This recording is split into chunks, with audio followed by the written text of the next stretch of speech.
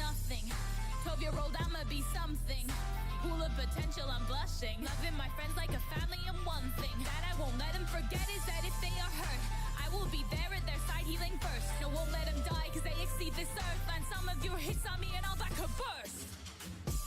Cat got your tongue. Looking for who makes you happy, then I'm not the one. If you need it to be snappy, then I got it done. Cute as ball, but I'm scrappy, you could spot a hun. Transformational powers, I do as I please. You're barely a challenge, your crew is in need. I know your next move, take the chance you complete. I fell at my feet as I strive and exceed. I am not a child, you won't like it if I'm riled. Not too excited, I be mild. But in a battle, I get wild. Cause I am on the prowl, that is how I style. Don't ask to show a smile. Need some tea, I want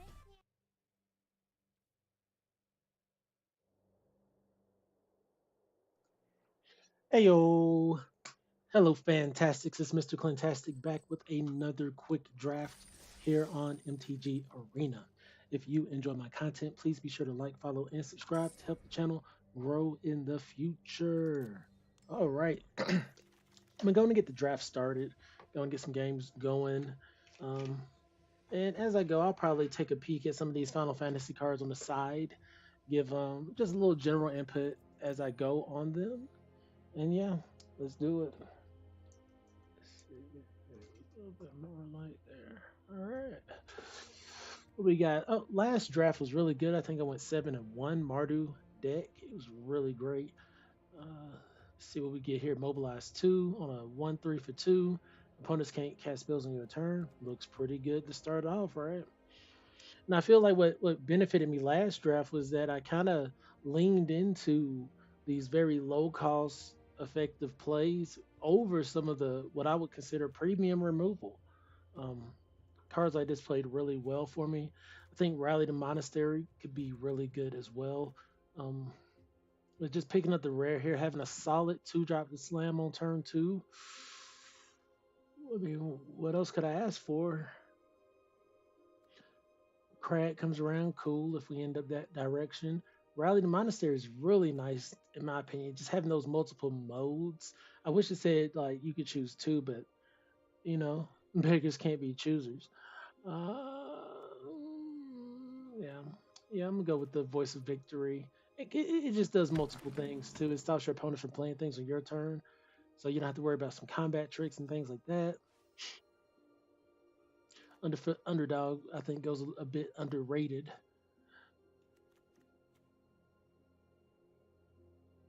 We ran Zergo's Vanguard last time. That wasn't bad. When this creature becomes tapped, look at the top card of your library. If it's a land card, you may reveal it, put it in your hand. If you don't put it into your hand, you may put it into your graveyard. It's a 2/3. So another case of just a really solid 2-drop. And I don't want to get into tunnel vision and just, auto play Mardu, right? What options I would have in white green? Would it just be Abzan? White green, black, white green, red. Naya colors, white green, blue, band. Is white green just kind of leaning into white green black, and that's the only thing? Am I missing something?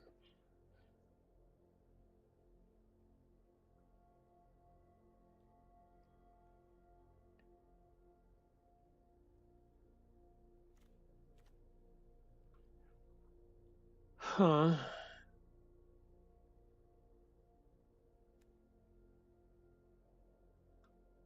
Like, I think Botanist is great, but I think that's a different kind of deck. Like, it's independently a good card, though.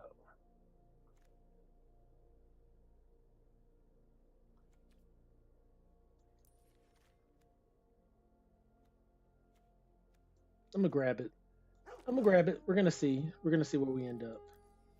Don't want to miss out on Traveling Botanist just because of Voice of Victory, and vice versa.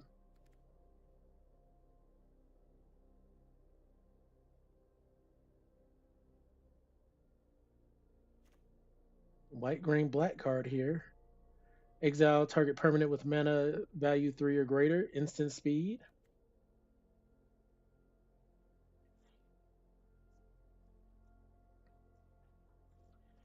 Is that what we're doing today?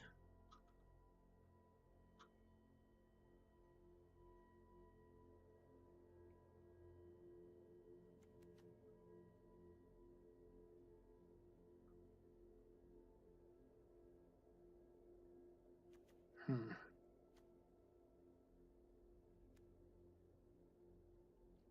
I really like this Fortress King Guard from the draft the other day. I think there is a red white, like a Mardu deck here.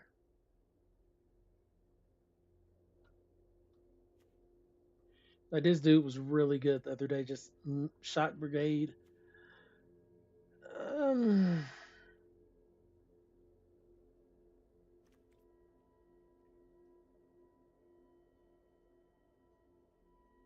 and we travel down this road. I'm open to it.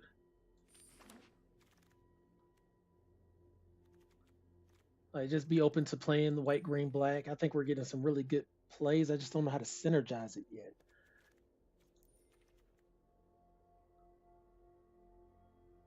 Okay, 3 mana, 2/2. ETBs put a 1/1 counter on target creature. Exile this card from your graveyard. Put a 1/1 counter on target creature. Then double number of 1/1 counters on that creature. Activate only as a sorcery. Hosted over here after 4 mana, green, black, 2/2. Enters with 2/1/1 counters on it. Whenever this creature or another creature you control dies, if it had counters on it, put its counters on up to one target creature you control. Marshall DeLoss, who played this one last time. Death Touch 3/3. Whenever you attack, target creature gets one X until in turn where X is number of attacking creatures. I think that goes more in the Mardu deck. Hmm.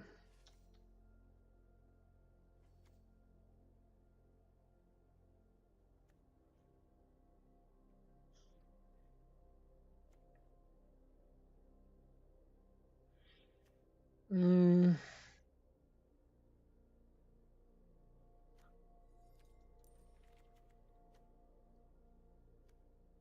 I think we want to keep the curve as low as possible. Like, this is solid.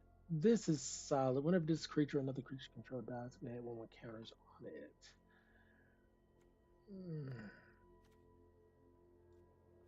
I'm just go with the three. I'm gonna go with the safe pick here. It's one color, easy to play.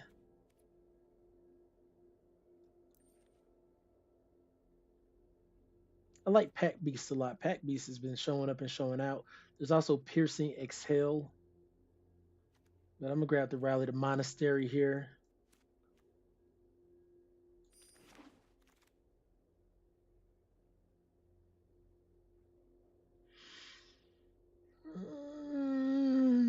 I could get the Evolving Wilds, but I'm gonna grab the Piercing Exhale.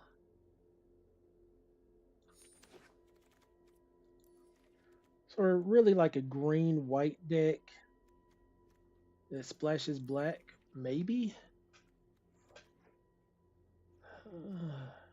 Ooh. Okay. Okay. Did we get rewarded here? Abzan Dragon. Let's do it.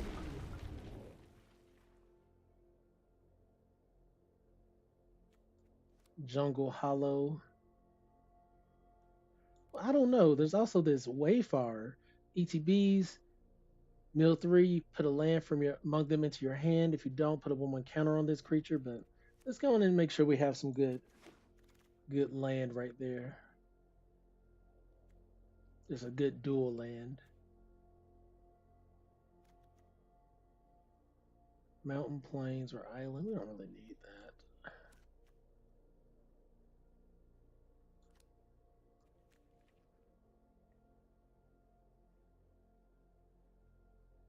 Hmm.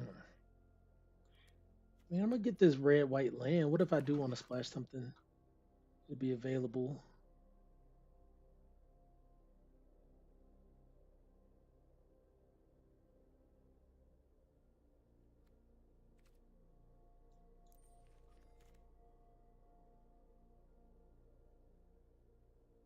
There's Devotee. It does give us that scry. Let's get that 1 mana play. Let's get that set up right there.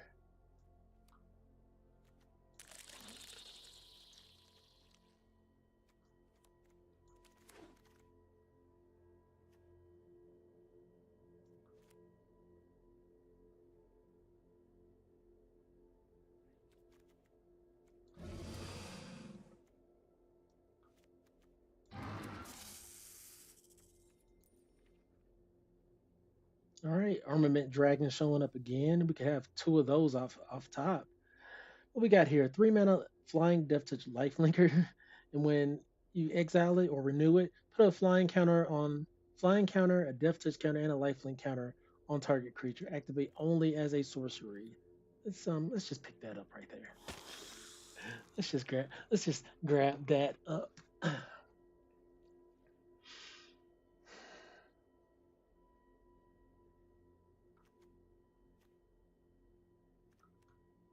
Okay, seeing a lot of good Mardu things, but I think we're solid where we are.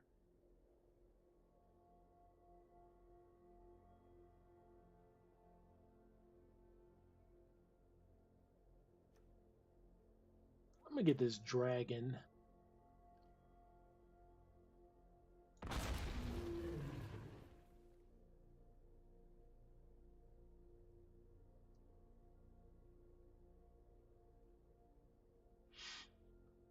Okay. I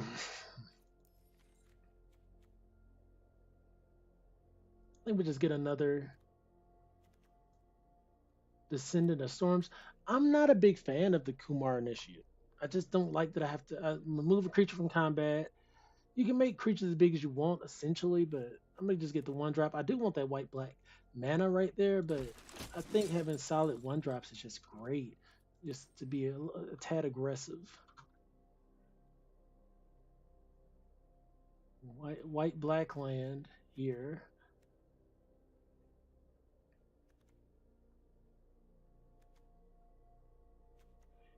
Two mana lifelinker that puts a counter somewhere in our freaking white black green, our Abzan deck. Let's do it.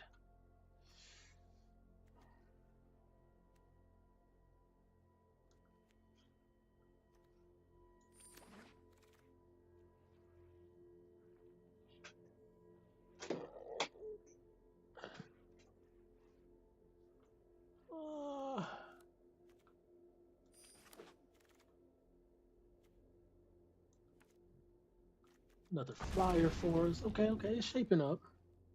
It is shaping up. This card's getting a really low rating, but I like it. I mean, just put a land on the battlefield, tap twice, essentially.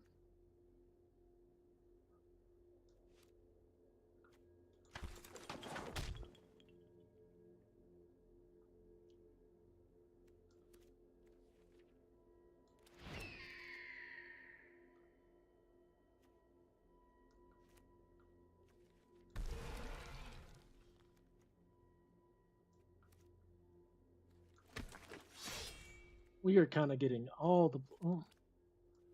a red green land might actually... Like I said, we might be open to playing red if necessary.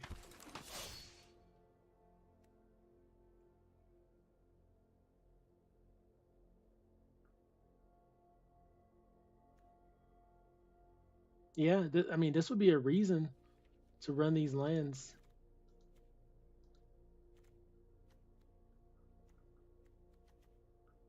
And what else would I want to play out this pack? This would be a reason to run those lands as well.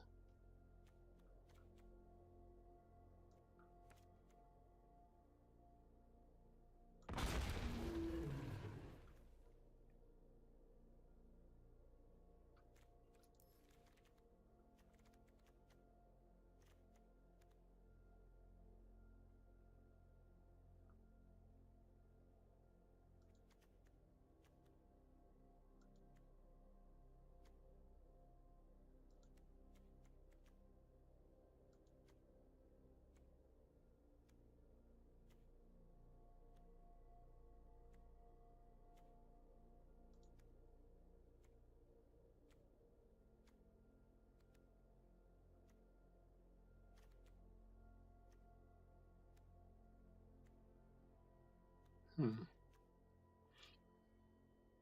Uh, mm, Creature count is 12.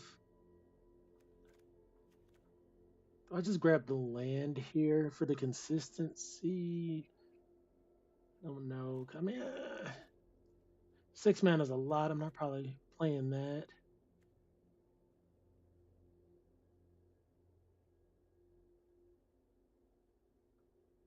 I'm gonna grab the successor. We're playing a white, green, black deck, counter deck. So let's see if that helps get counters in places.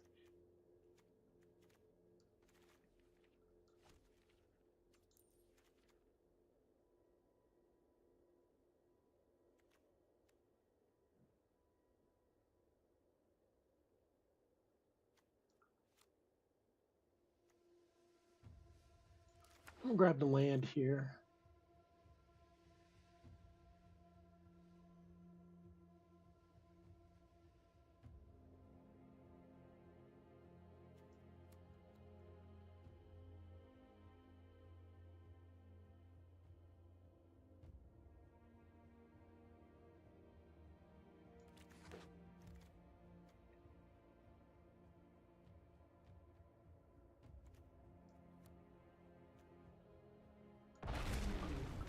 Another dragon.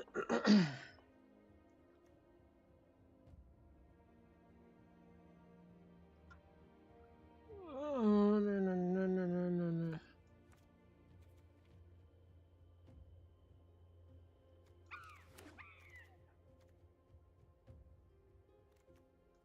Vigilance, Reach, Death Toucher. They're giving us that for free. Take it.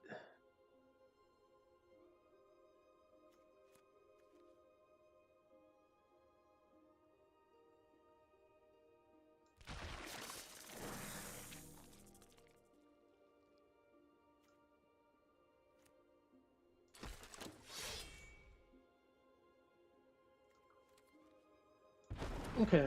I don't know how this is going to go, to be quite honest with you.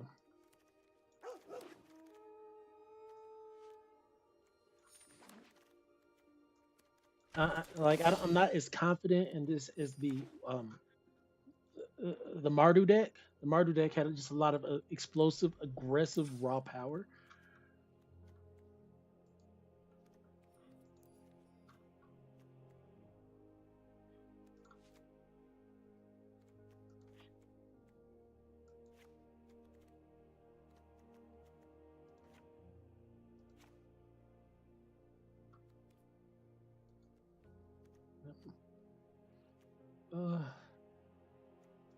I'm running those just because of the Storm Brood.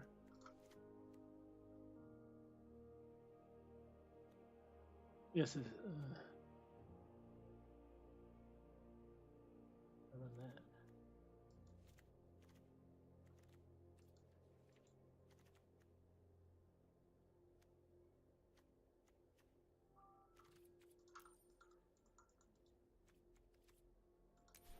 Land count 17 lands. How are we winning the games? Flyers. I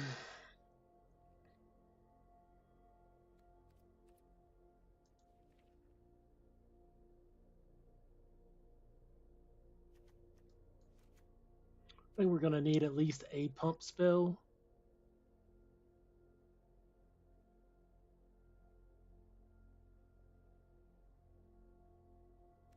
And honestly, I think we could use a draw spell. I don't know if I picked one up. I don't think I did. I didn't pick up a single one.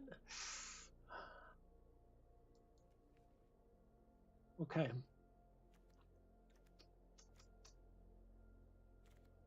We need double black for this Revenant.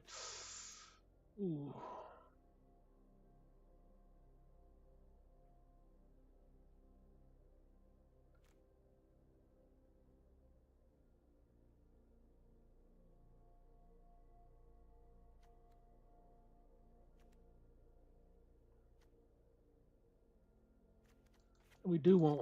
We want more white open on turn one so that we can play our storms.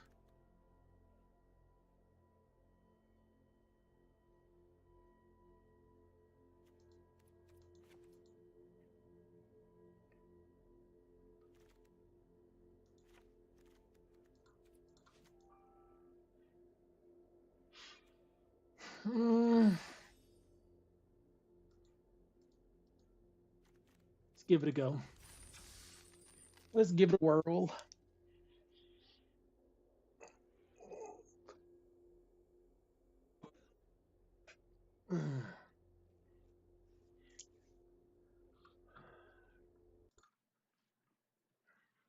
But yeah, excited about the Final Fantasy set coming up. A lot of cool cards looking good over there.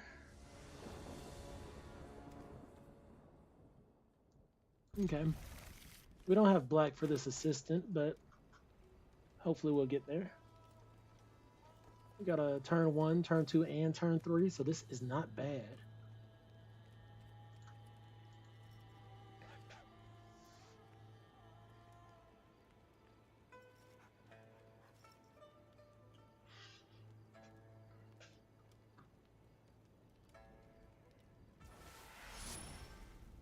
I'm about to mess it up already. Dragon Sniper, turn 1. Love the name. Yeah, we sniping dragons, turn 1. Let's go. Alright, swinging in. Voice of Victory.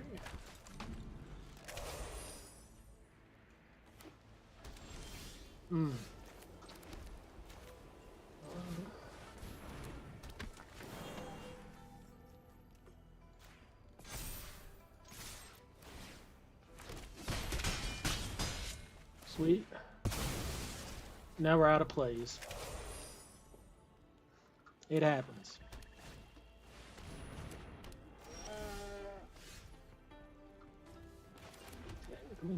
Technically not out of plays. We could just remove that. Keep on going.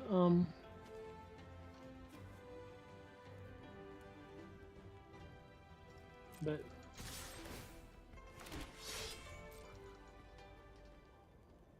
we just be removing it for like, yeah, very little. This is instant, right? So we want to take out their other play.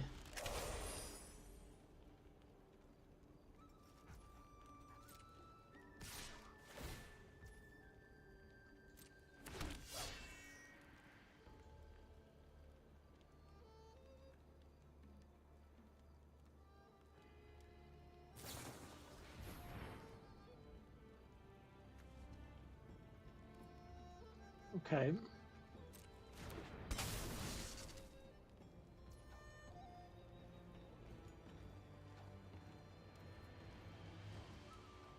Right.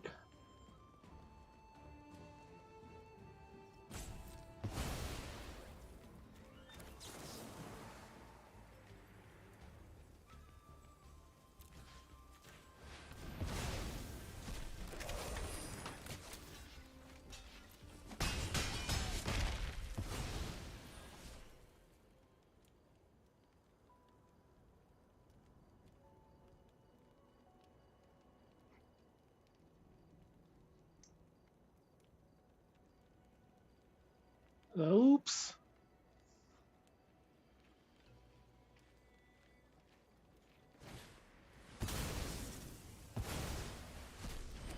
My thing.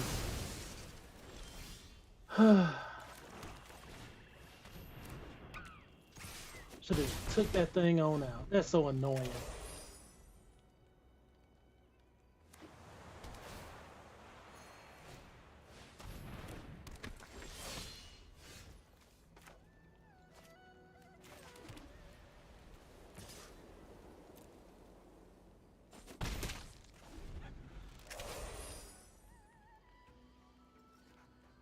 Could have had 2 points of damage in there.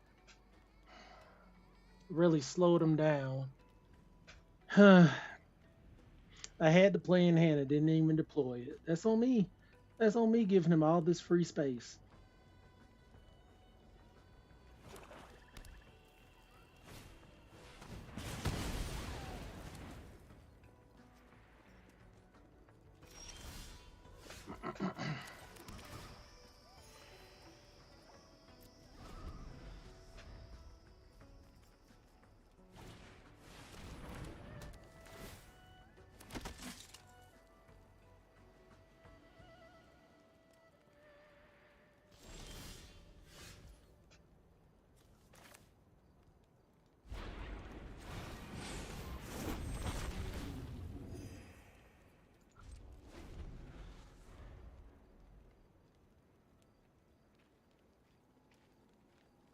Like, you gotta have a response for the flyer, though.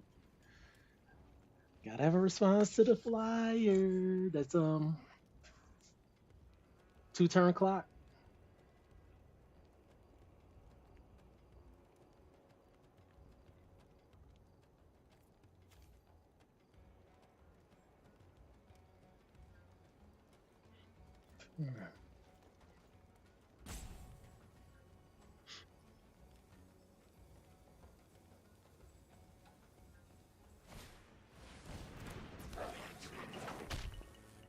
It's looking grim.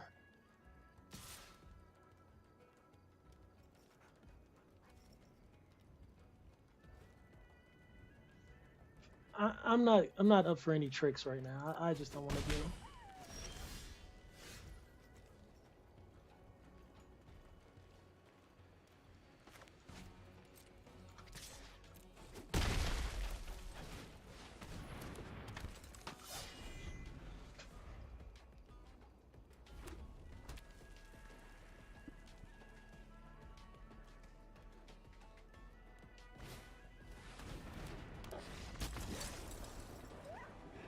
Oh,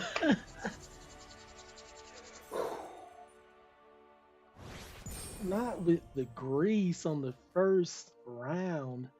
Yeah, cooking with hot grease on the first round.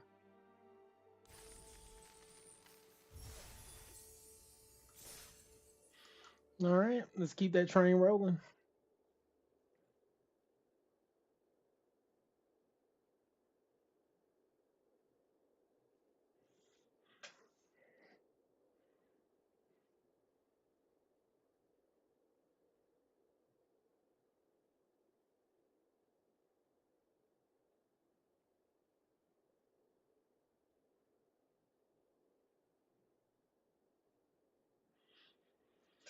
That was nice. I'll take it.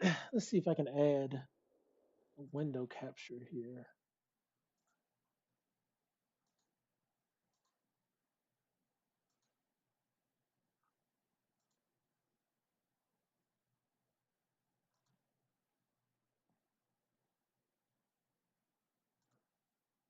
I can.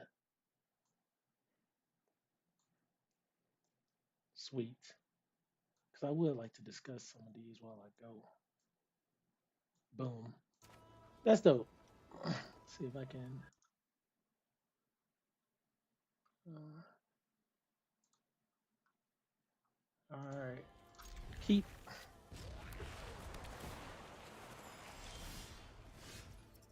Huh. Do I want to? No, I don't have to find a land. I can just get up my tap land, run out Voice of Victory turn 2 into Champion of Dusan.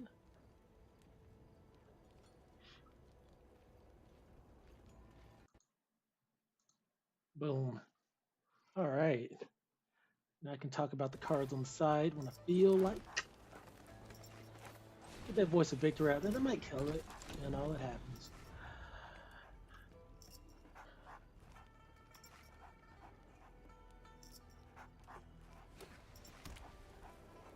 Little lady scared me over here.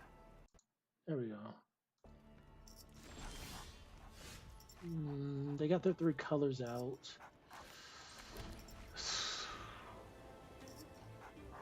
We swing. They can't. I mean, they can't play anything on our turn. So. Champion of Busan. Boom. All right. Y'all excited about the Final Fantasy set coming out? I know all my friends are. Oh no, they're getting a board state. They are getting a board state. Let's get the double black out.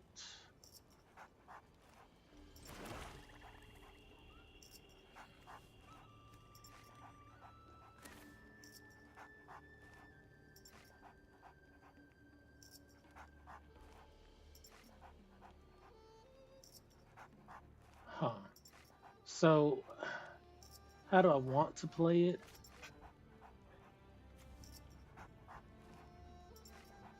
I can make bigger board state. I can remove something. Yeah, we're removing something. We'll behold a dragon. We have a land in hand. We only need one more for our strong brood, so put that in there. And then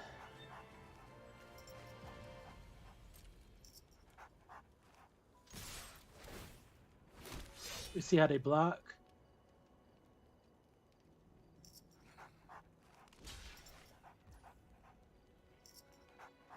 Do we let them do that, or do we want to keep our champion? I think that's the question.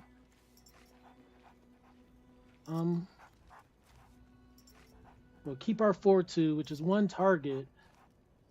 We can make 2 1/1s. I say we keep our guy.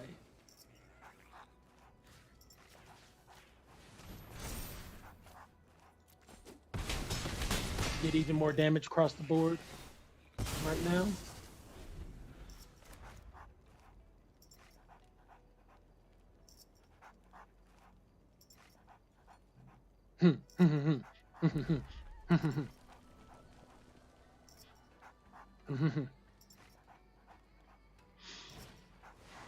Okay, 0/4.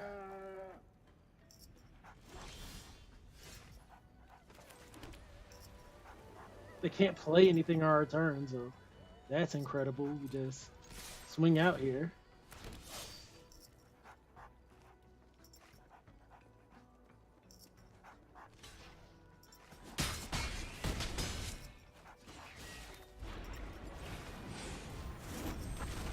That's a 3/3 flyer for him. That's a 3/3 flyer for him.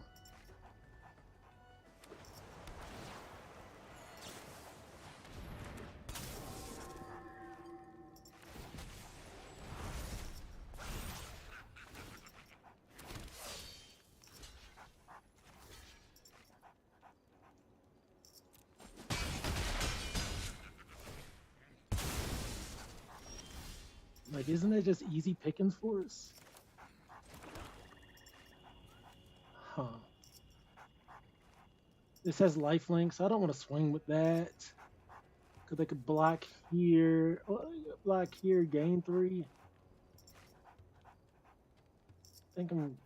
So, do I win? They gain 3, they go up to 9. They block here, take 3, 4, 5.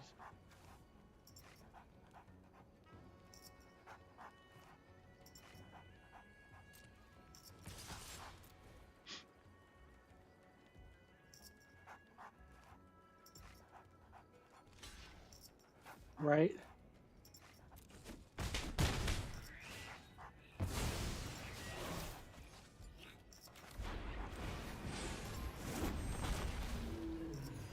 All right.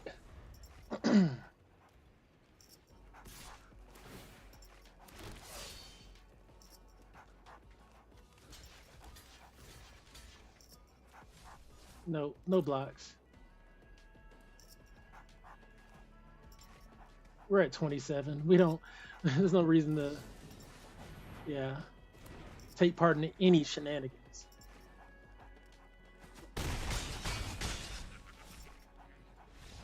I was like, there's no reason to take part in any shenanigans. No, not today. Not today. All right. That's another solid. That's another solid. We'll do it. I probably can't even see. These are too small.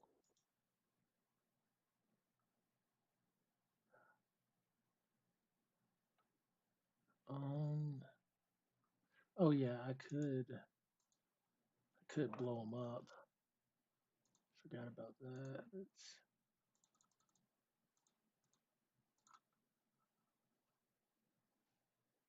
There we go. There we go.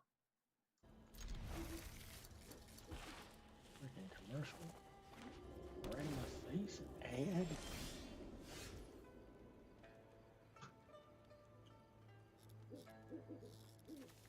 Let's escape. No. Escape. Escape.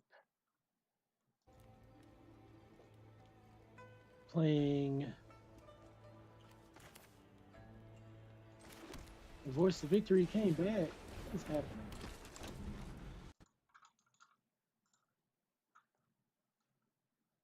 All right, let's get that down a bit. There we go. That's more the proper size I was looking for. And I can still get this out the way. Shenanigans.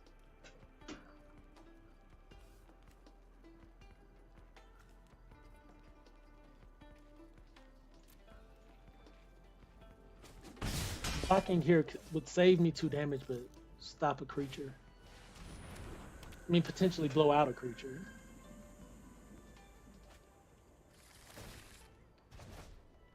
I'm cool with that.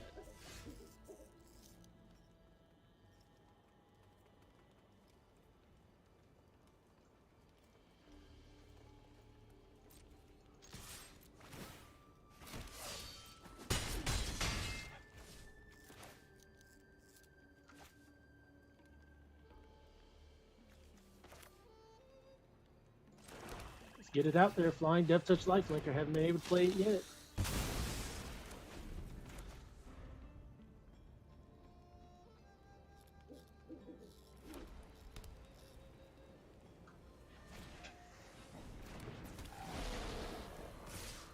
They got something in hand. No blocks.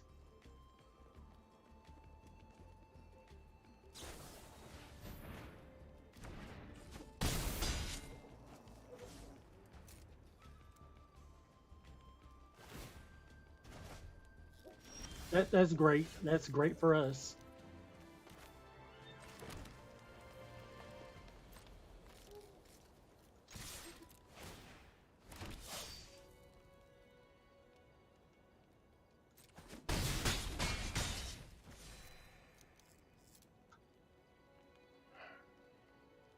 I played that wrong.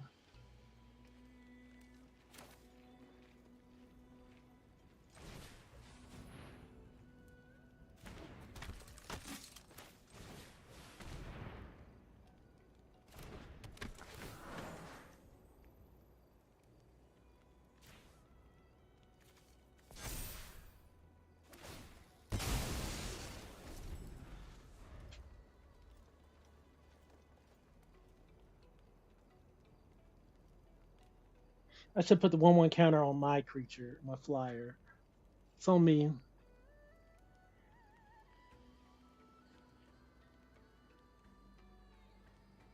But now he's sitting with 1 creature on board. Like, what do I do?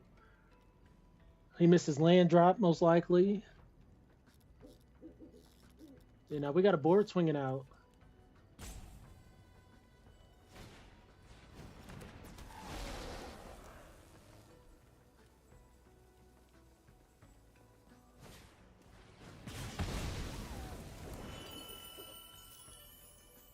Okay.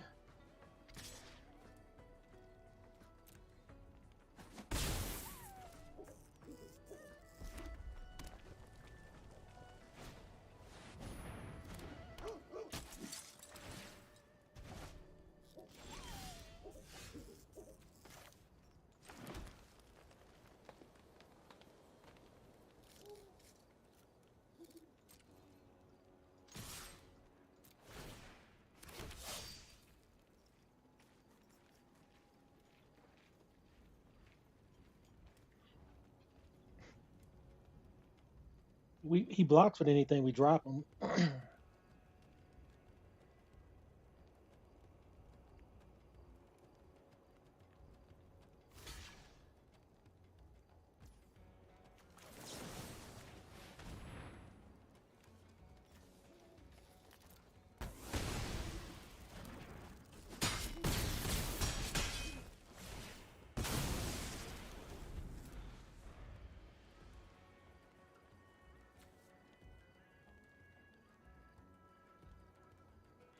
I want to be ninja. I want to be ninja. All right. Who won that game, man? It was the 3 mana flying life linking death touchy boy. Keywords matter. Keywords matter. That's what the lesson is. Qu- I didn't even say the name of the card. Quasi Revenant. 3 mana. 1 generic, 2 black, creature vampire, rare, 3/3, flying, death touch, lifelink with renew. 2 generic, a black, exile this card from your graveyard, put a flying counter, death touch counter, and lifelink counter on target creature. Activate only as a sorcery. This was amazing. This deck is showing up and showing out.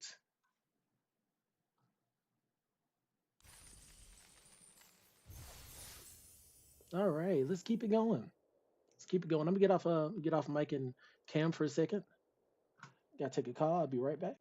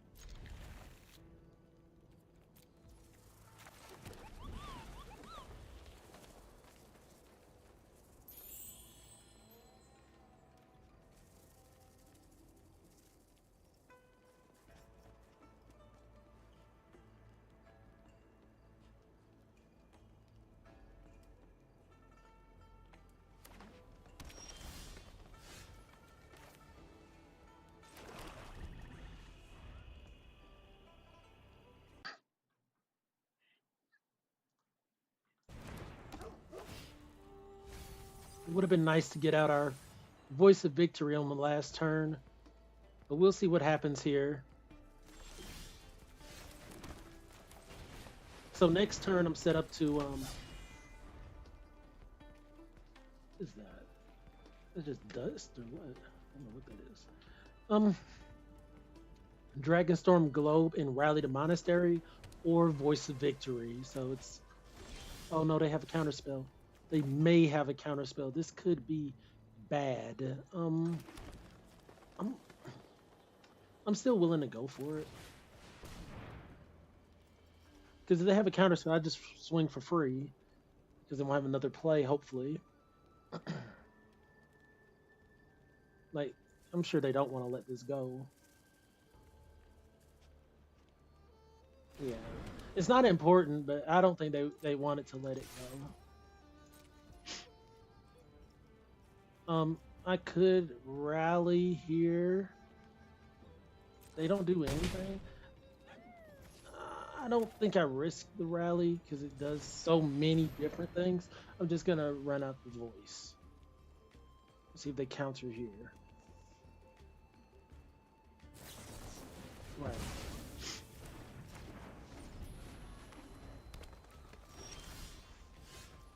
So now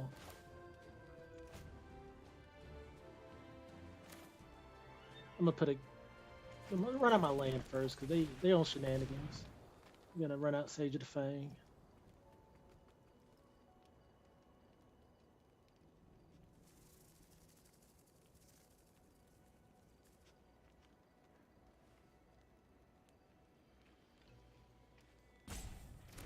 Okay. Get to put a counter here. We just swinging.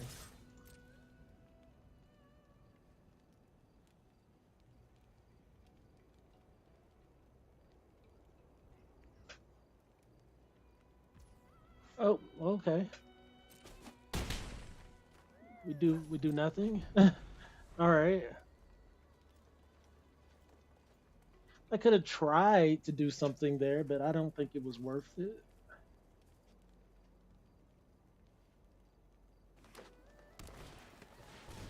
Okay.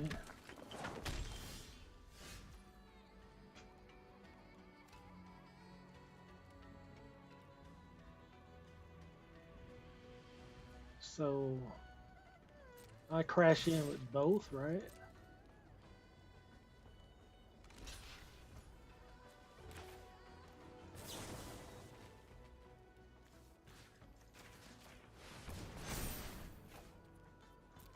Disgusting. Disgusting.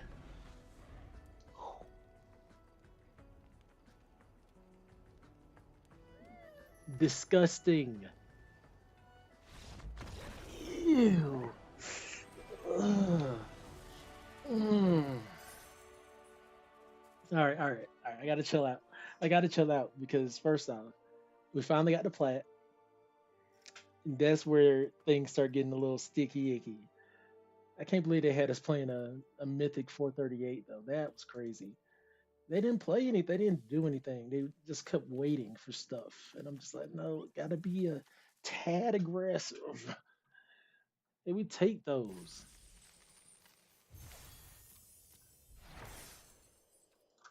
All right. While we wait, I guess I will go in and discuss at least one of the cards. Sitting here just chilling. Uh, let's see if I can exit here.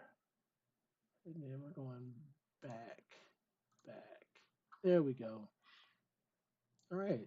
We got Lightning, Army of One. It's 3 mana, a generic, a red, and a white. Let's see if I can. Boom.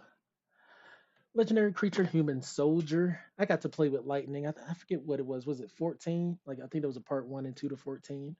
But legendary creature, human soldier, first strike, trample, lifelink, stagger, keyword ability. Whenever lightning deals combat damage to a player, until your next turn, if a source would deal damage to that player or a permanent that player controls, it deals double damage instead. It's a 3/2.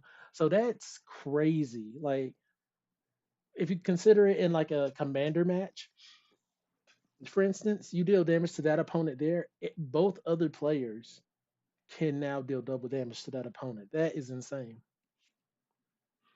Yeah, it's not whenever if a source would deal damage to that player. So it's not whenever a source you control, it's just in general whenever a source. Oh man, why they not giving us the lands we need? We're gonna have to risk it. We got 2 plays in hand. Oh wow. So that turned into 3 plays. That was a great draw off the top.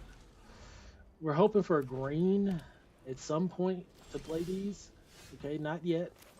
Um, I don't want to play into a counter. Let's do this. Let's pay. Make a token.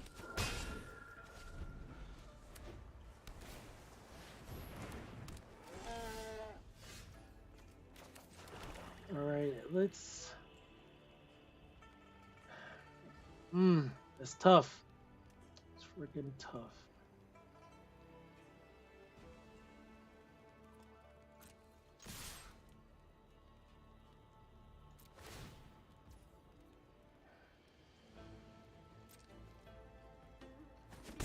We have to give them more targets to remove, so just gonna get out Voice of Victory while we can. They played it. They probably do have counter spells. They played a spell that to mobilize 3. Do you risk it? It's honestly just 3 damage. Okay.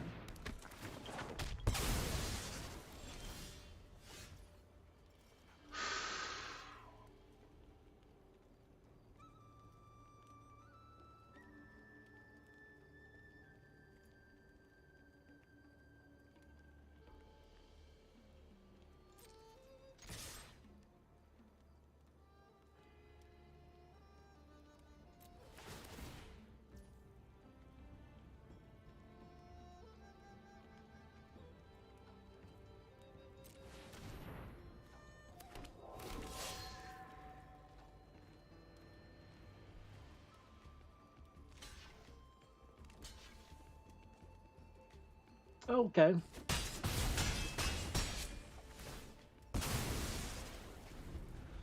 I probably could have blocked a little differently there. I mean, could have attacked a little differently. I was too caught up in missing my land drops.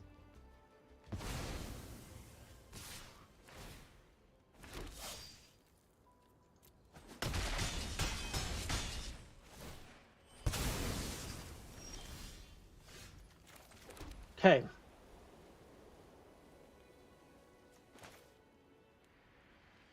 Now we're in business. I do want this. I'm gonna just break this. This only gives 2 plus 2 plus 2.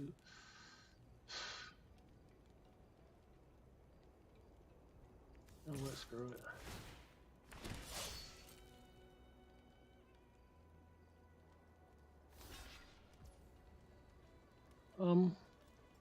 They're at 12. I could get in what, 4 extra damage here.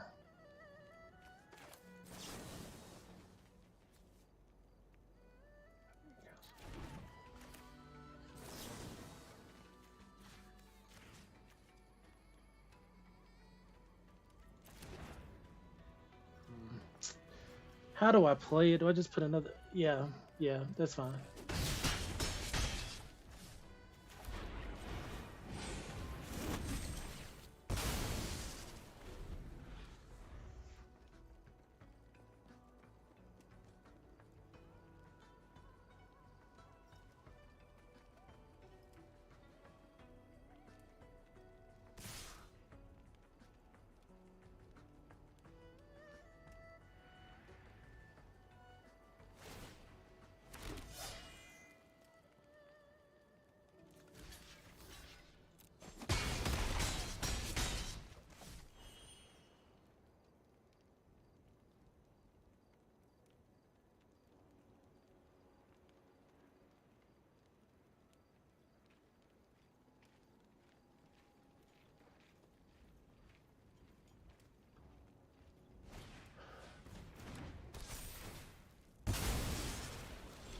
Wonder what that's about. Oh, there's our green mana.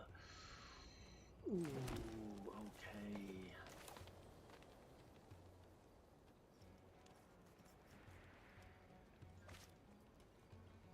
That's a 1/5. Do I have?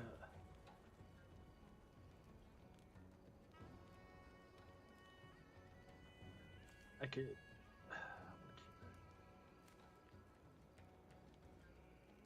Okay, that's a 1/5. I'm swinging in decent. They can't attack on my turn. I'm gonna be pumping something, regardless. So do I just piercing?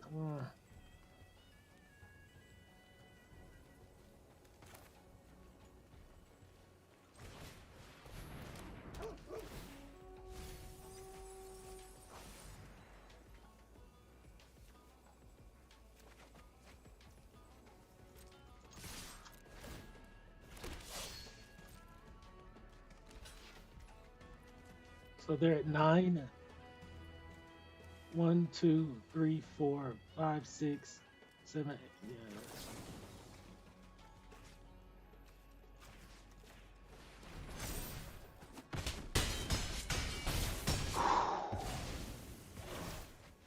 Yeah. All right. They got a tad mana screwed themselves. Oh yeah, I had a great time. I had a great time. Thanks. Thanks for asking, Arena. All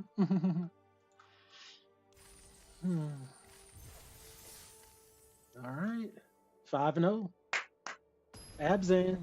It's not necessarily Abzan counters, it's just kind of like Abzan early game value. Like I honestly feel like this could have been a like a white black deck, like a Mardu deck with some of the same things, but we have had a few green cards that's just been excellent. Dragon Sniper for one.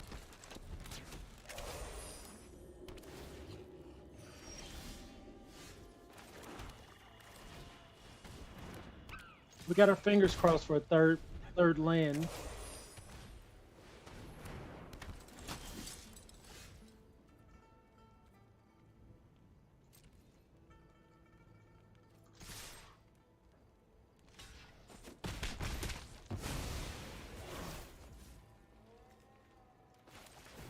I honestly can't believe they did us like this.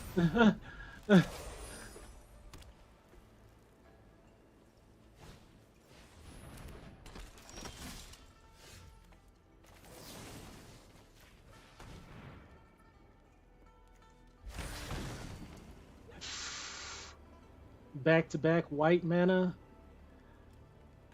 Is that what we really, really want? Yeah, let's.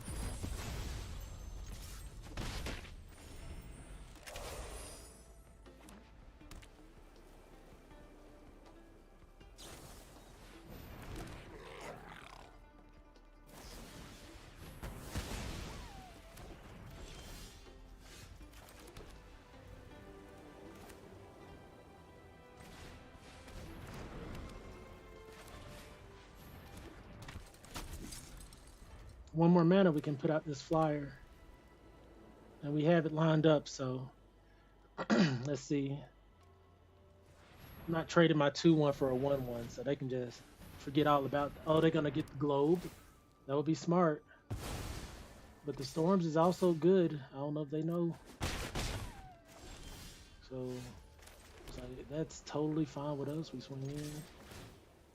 We get a auto pay here. Get a token. Get another token here. Still got the value. Now they got to remove the storms. Leopard, okay. More mana, okay. That's a 4/2. I'm kind of cool crashing in.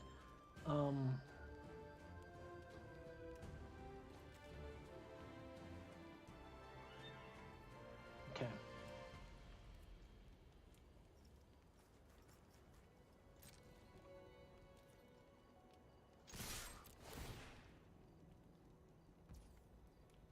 I'm kind of cool crashing in. Let's pay that. Yeah, put a counter there.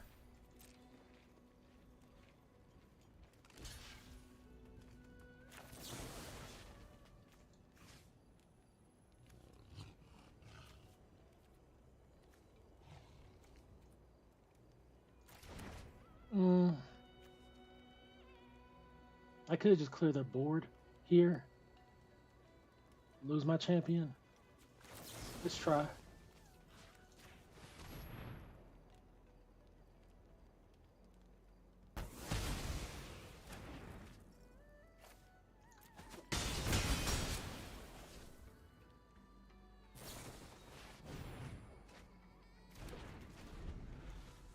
So we was gonna lose the champion anyways.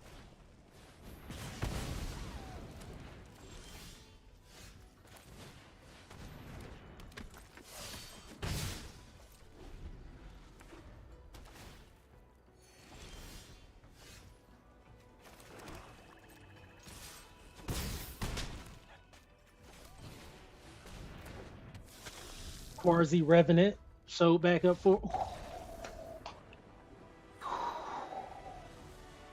Man, what is happening? Swiss rolls right here.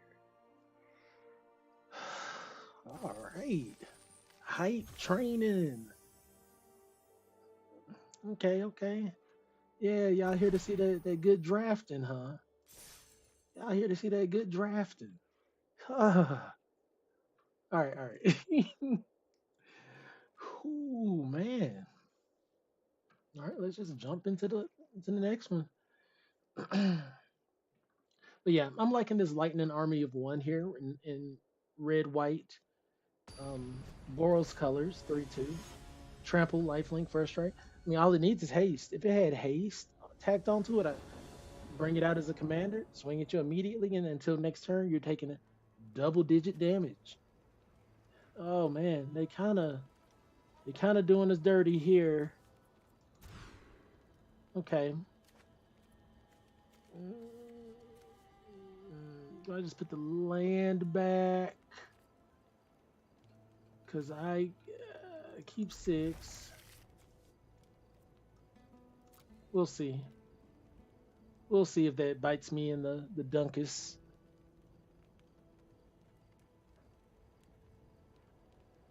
And we don't even have a play until turn 3, which they mulligan too. I'm hoping that our play, it probably won't even be the globe on turn 3. Give us a play. Voice of victory. Now this was a good lineup. Now we got a turn 2 into a turn 3. Teamer devotee, okay. You know what though? Green, white, black. We have the response. No, we don't. Okay, we don't have the response. I can't swing into that. Okay.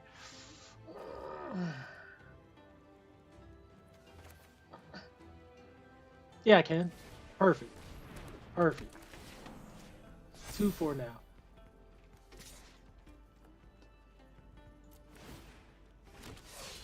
Yeah, still getting damage in.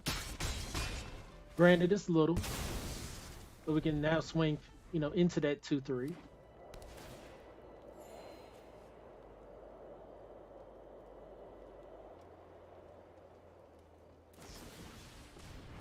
Okay. That was interesting.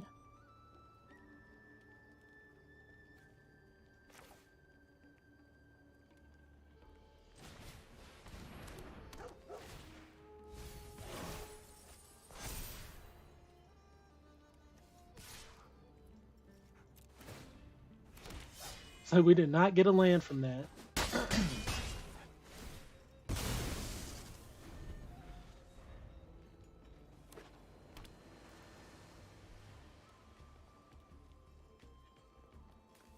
Which is crazy. Which is crazy.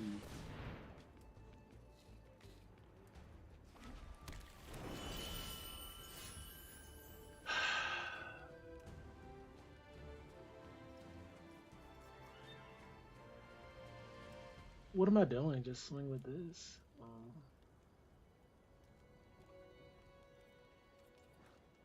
Well.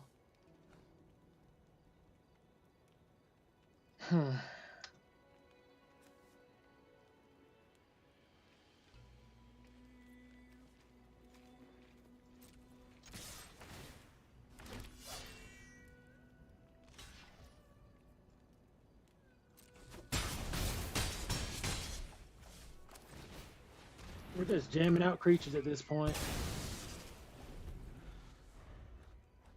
Like just bashing face.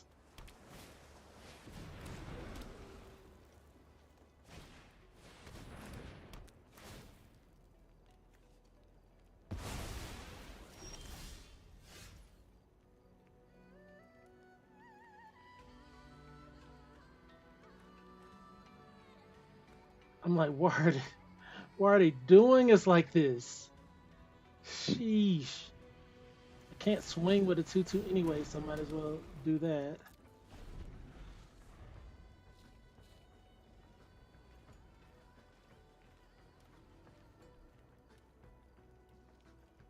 I'm like, my God. Basically milled down 3 creatures. Just didn't matter.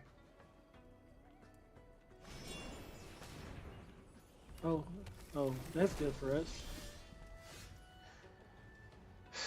Gotta be kidding. Gotta be kidding. What?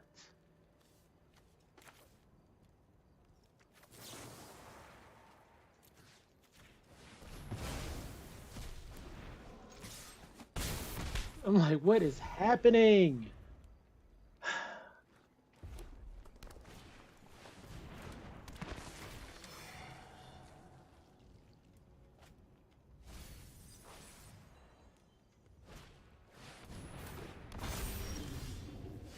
No, it don't even matter now. Well, is that hexproof? Oh my God. It's just instant.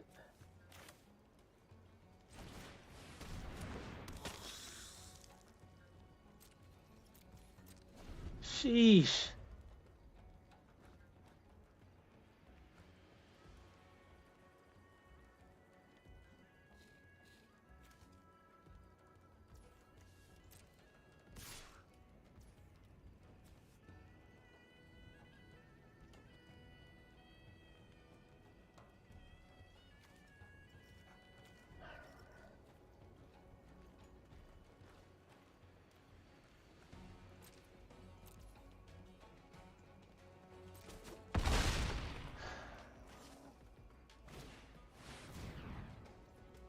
You gotta be kidding me.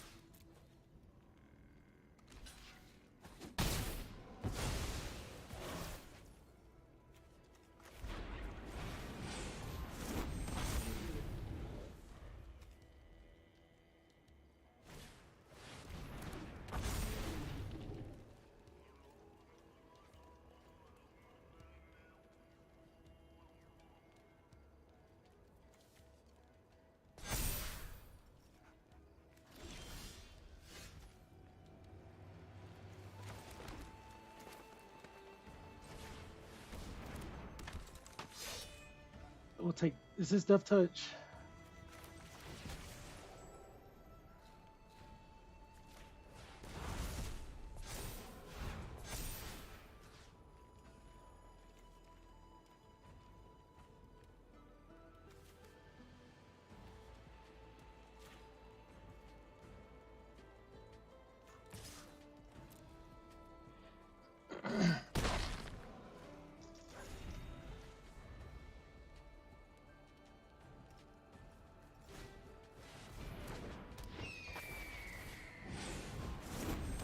Bruh, what is happening here?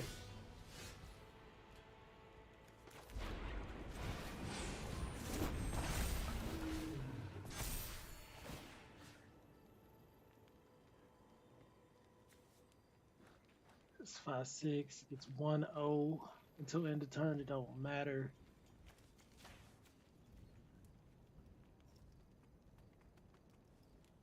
To kill it, they'll have to sacrifice 2 creatures.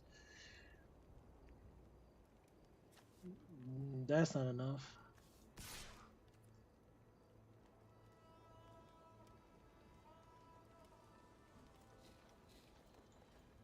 Yeah.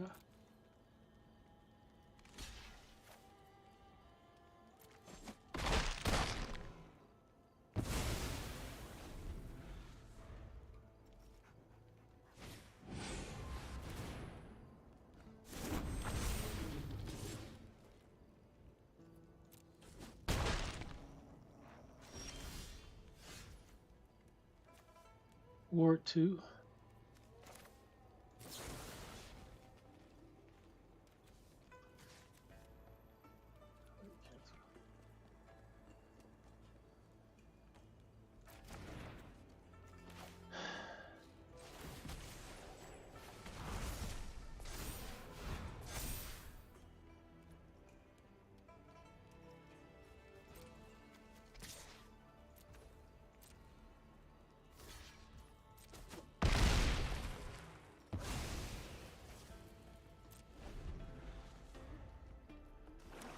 All right. Why was I over here stressing? That's why. That's freaking why.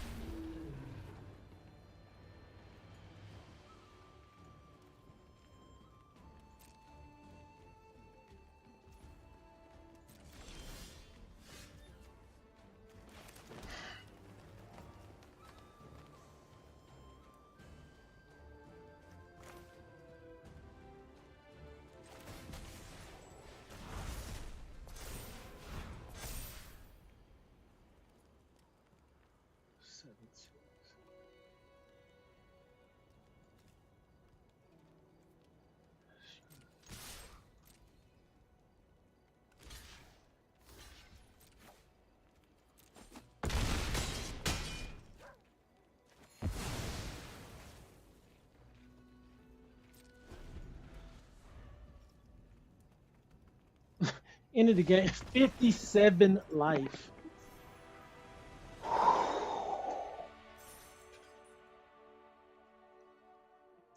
Disgusting. Ended the game 57 to 3. 57 to 3, folks. Wow. We gotta get the screenshot. Yeah, gotta get the screenshot.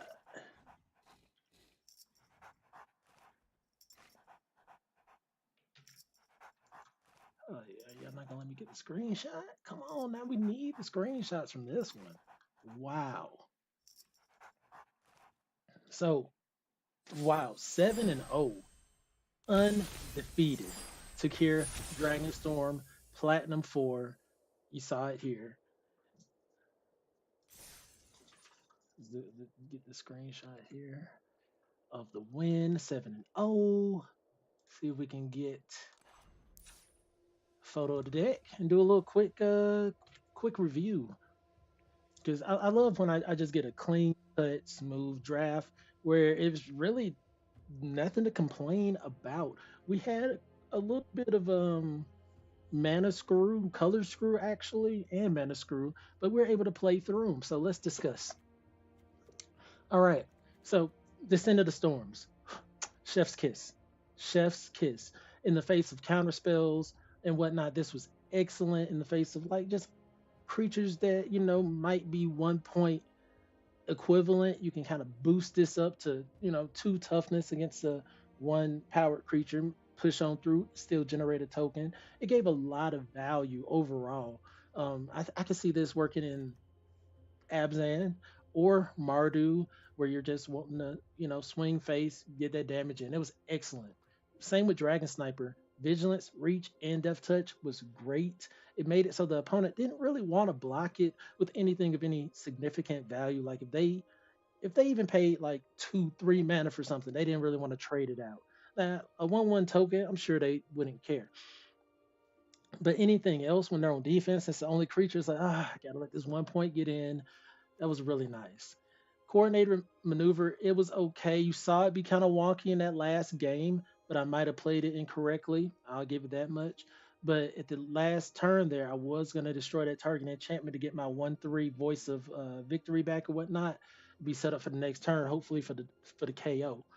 Osseous Excel, great. Gains us life if we behold a dragon or whatnot. Deals 5 damage to attacking or blocking creature. Nothing to complain about. Well, voice of victory. That it truly is a voice of victory. This is pretty unassuming at first. It's a 2 mana 1/3 human bard rare with mobilize 2. Your opponents can't cast spells during your turn. But when I tell you this really did it all for us. It came down on turn 2. A lot of cases we were able to swing in 2, 3 turns before they actually had something for it, which was crazy to me. We were able to interact with them on that kind of level, and if not, it kind of just made it so when we did want to engage on an attack on our turn, we were free to do so. They couldn't cast spells on our turn, so we had no fear of combat tricks removal, flash, nothing like this. This showed up pretty much every time for us and did its thing. Wayfarer was kind of okay. It milled 3 cards for us and looked for a land in a game, which was good because we didn't have any land coming up. Pearson Excel, power to target creature or planeswalker. Surveil too. That was pretty important. I don't typically like the fight spells myself, but this did what I wanted. And being instant speed, having that as the option, I think was what made this really pop. Traveling botanist didn't show up a single time to do a single thing. Not saying the card is bad. We won this draft, so I'm not saying that. It just didn't show up, so I didn't get to really showcase it at all. Quasi Revenant, mwah, mwah, mwah. Flying, Death Touch, Lifelink, 3/3. Vampire Nighthawk on steroids, right? Because it also has Renew to give a counter, a flying, Death Touch, and Lifelink counter to something else after it dies. So it's kind of like, passing the torch, so to say. I really like that ability. Quasi Revenant was one of my favorites. Champion of Dusan, excellent. I mean, 4-2 Trampley Boy that surprisingly got in really, really well in a lot of situations. Was able to pump it or trade or do something, maybe get a 2 for 1. It was excellent. Sage of the Fang, same thing. I misplayed it just a tad, misplayed it. Um, but being able to put a 1-1 counter anywhere, especially on maybe a champion of Dusan, to make it a 5-3 Trampley Boy, whew, man, this deck was crazy. Stalwart Successor 3-2. Whenever one or more counters are put on a creature you control, if it's the first time counters have been put on that creature this turn, put a 1-1 counter on that creature. Another excellent card. Was able to boost up our dragons like crazy and itself, and it had menace. Like this was oh nasty. Kentry, Serverance, exile target permanent with mana value 3 or greater. Great. Dragonstorm Globe, one copy did the thing. Rally the Monastery. Another. This is probably one of my favorite cards so far in the set. I mean, destroy creature with power 4 or greater. Pump. Create tokens. Like I would suggest maybe running multiples of these. I could see it. Could you play a 1 drop on turn 5? You could potentially put out 4 creatures or just do whatever you really want. Rally the Monastery is great. It's set up for so many blowouts just by itself. Riling Dawnbreaker was excellent in times where I didn't have 5 mana, make me a 2/2. And then just being a 3/4 flying vigilant creature was great. Same with Sagu Wildling. I don't know if I searched my library for basic land at all with it. Didn't have the opportunity. But just coming in as a 5/3 that gained me 3 life in combination with getting pumped by some other cards in the deck, it showed up and showed out as well. Just being a flyer was great. Did we even get to play Armament Dragon? I don't think we played it a single time, but it was there. Twin Mosh Storm Brew. We didn't play this either. No, we did. We played it a single time as a 6 mana 5/4. It was just kind of on the back end, just doing its thing. So yeah, these 2 cards, I say these 3 cards didn't really get to show up and showcase at all. But I don't think that's necessarily a bad thing. That's a testament to how well the rest of the deck was running. So let's get that screenshot done.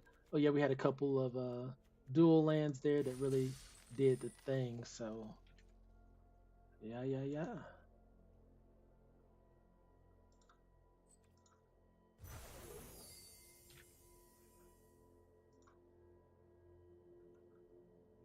All right, I'm gonna post those wins up on Twitter. Well, formerly known as Twitter, is currently X.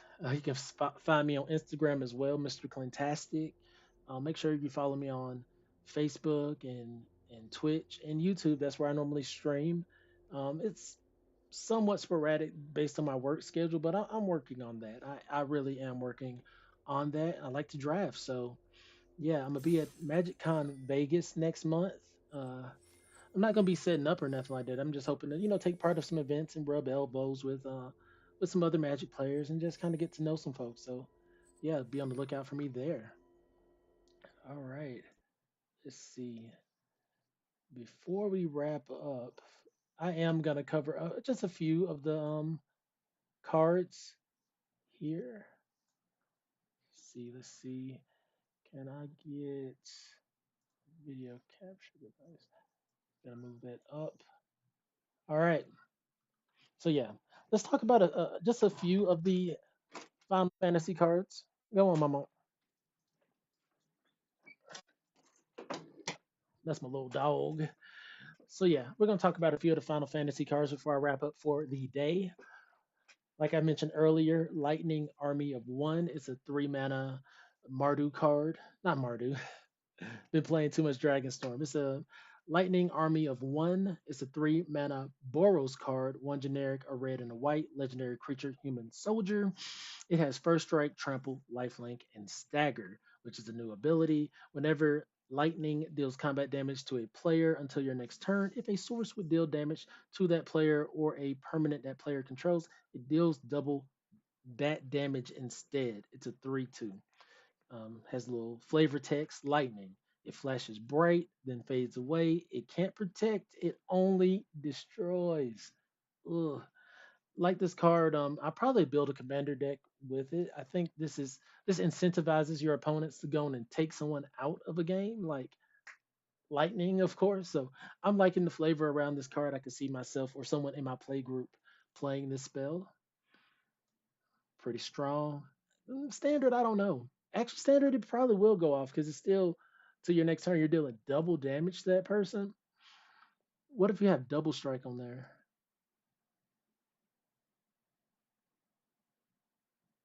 If what if this has double strike? Will it double the damage? I got to do some research. Is lightning broken? Is lightning broken? Next, we have Kefka Court Mage. It's a 5 mana, 2 generic blue, black, red Grixis card, legendary creature, human wizard. Whenever Klefka Court Mage or whenever Klefka enters or attacks, each player discards a card. Then you draw a card for each card type among cards discarded this way. That's pretty strong, right? Each opponent pay 8. Each opponent sacrifices a permanent of their choice. Transform Kefka, activate only as a sorcery, and it flips into Kefka, Ruler of Ruin. Let's get this ad out the way. Kefka, Ruler of Ruin, is a legendary creature avatar wizard. Look at that artwork. Like, take a moment to just peep that out. Just like, yeah, yeah. He in his bag. Flying. Whenever an opponent loses life during your turn, you draw that many cards. It's a 5/7. I mean, what? So he's a 5/7. Whenever I deal combat damage to you, essentially, I get to draw 5 plus cards. I like this. And then whenever it enters or attacks, each player discards a card. This is a lot of value. This is a lot of value. I'm feeling it. All right, let's get back. Let's get back. Oh, I'm trapped. Trapped.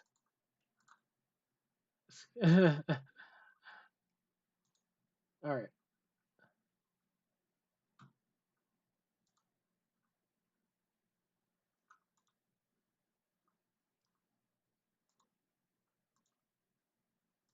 Oh, freaking, freaking ads.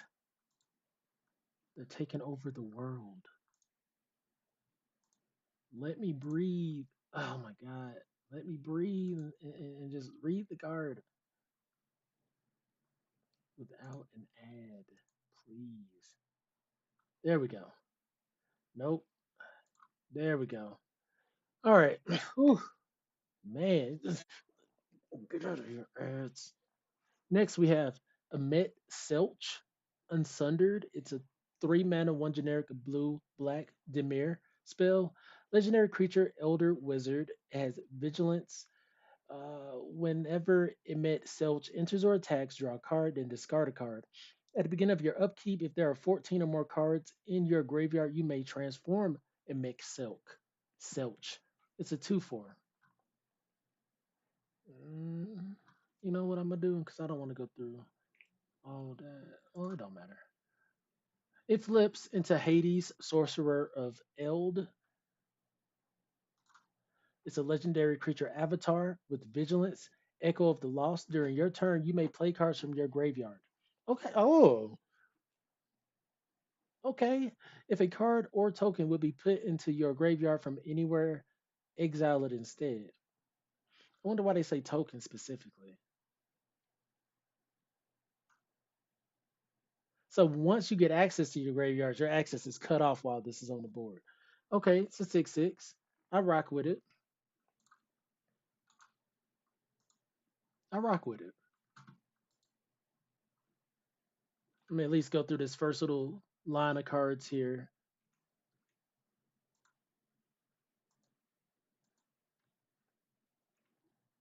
All right, next we have Terra Magical Adept. 3 mana. That's a 1 generic, a red and a green. Gruel colors. Legendary creature, human, wizard, warrior, mythic. Boom. Whenever Terra enters, mill 5 cards. Put up to 1 enchantment card mill this way to your hand. It has trance. For 4 generic, a red and a green, you can tap In exile Terra, then return it to the battlefield transformed under its owner's control, activate only as a sorcery. All right, Terra flips into Esper Terra, which is a saga. Oh, clicking that like it's gonna work. It's a four-chapter saga. Create a token that's a copy of target non-legendary enchantment you control. It gains haste. If it's a saga, put up to three lore counters on it. Sacrifice it at the beginning of your next end step. And that's chapters one, two, and three.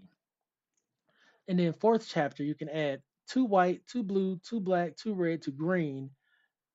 Huh? And then Exile Terra, return to the battlefield face up. So you get 10 mana?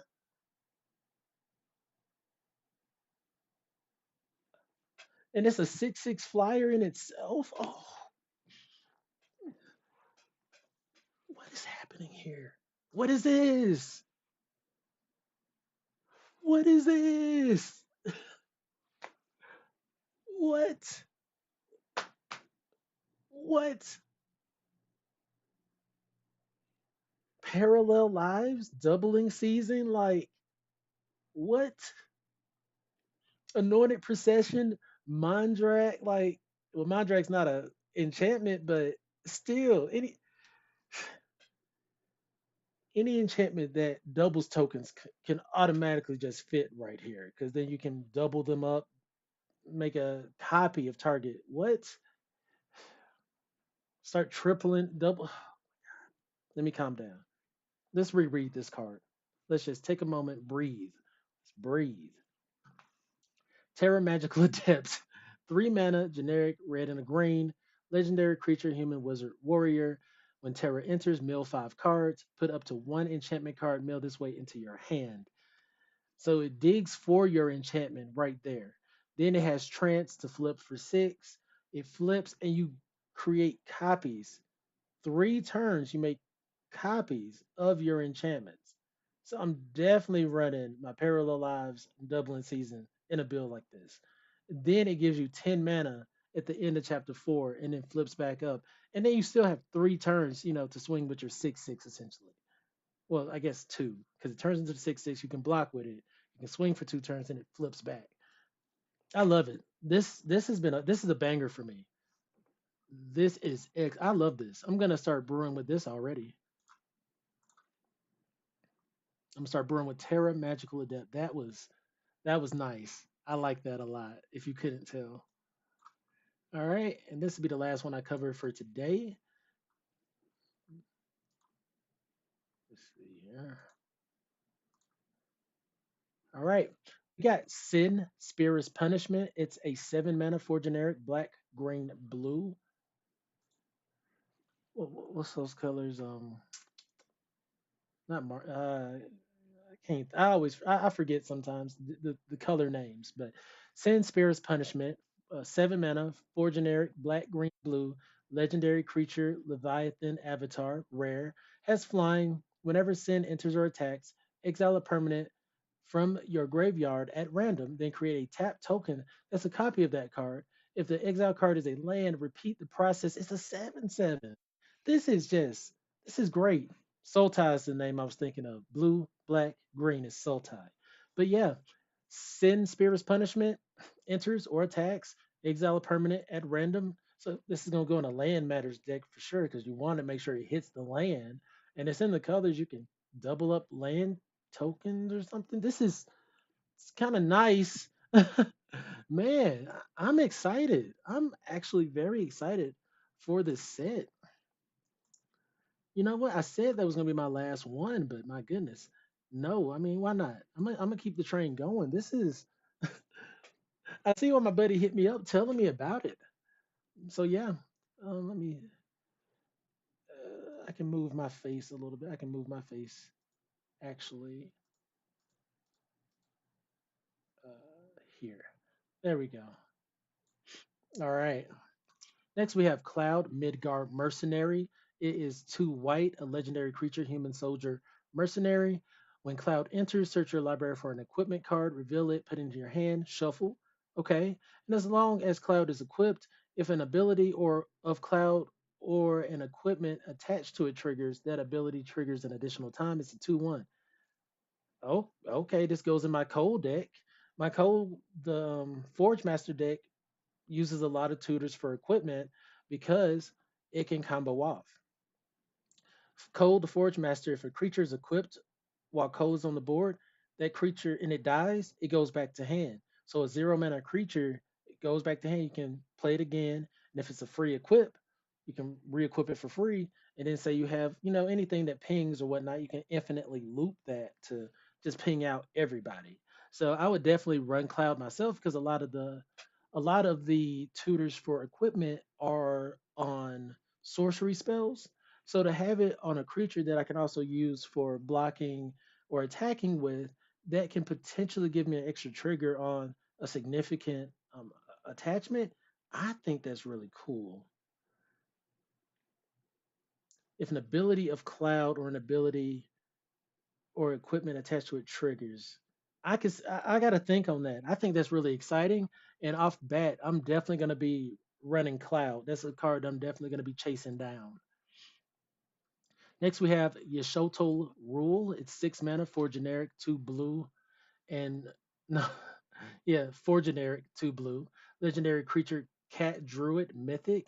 At the beginning of your end step, exile target creature you control, then return it to the battlefield under its owner's control. Then, if it's the first end step of the turn, there's an additional end step after this step. It's a 3/5. Um,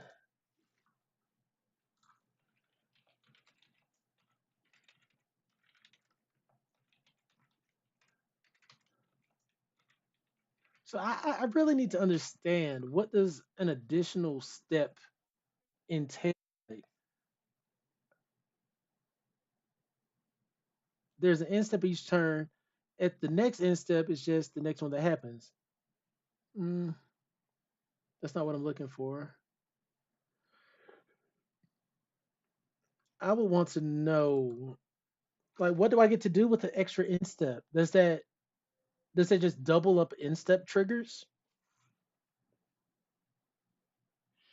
Like, if at the end of turn, this triggers or this happens. So if there's an additional end step, I just get an additional trigger. Maybe. I think that's what it's gonna be. Um, don't quote me on that yet, but I'll have to keep that in mind. Next, we have Sephiroth, Fabled Soldier. It's 3 mana, 2 generic, and a black legendary creature, human avatar soldier. Whenever Sephiroth enters or attacks, you may sacrifice another creature. If you do, draw a card. And whenever another creature dies, target opponent loses 1 life and you gain 1 life. If this is the fourth time this ability has resolved this turn, transform Sephiroth. It's a 3/3. Okay, I'm already liking the front side of this card.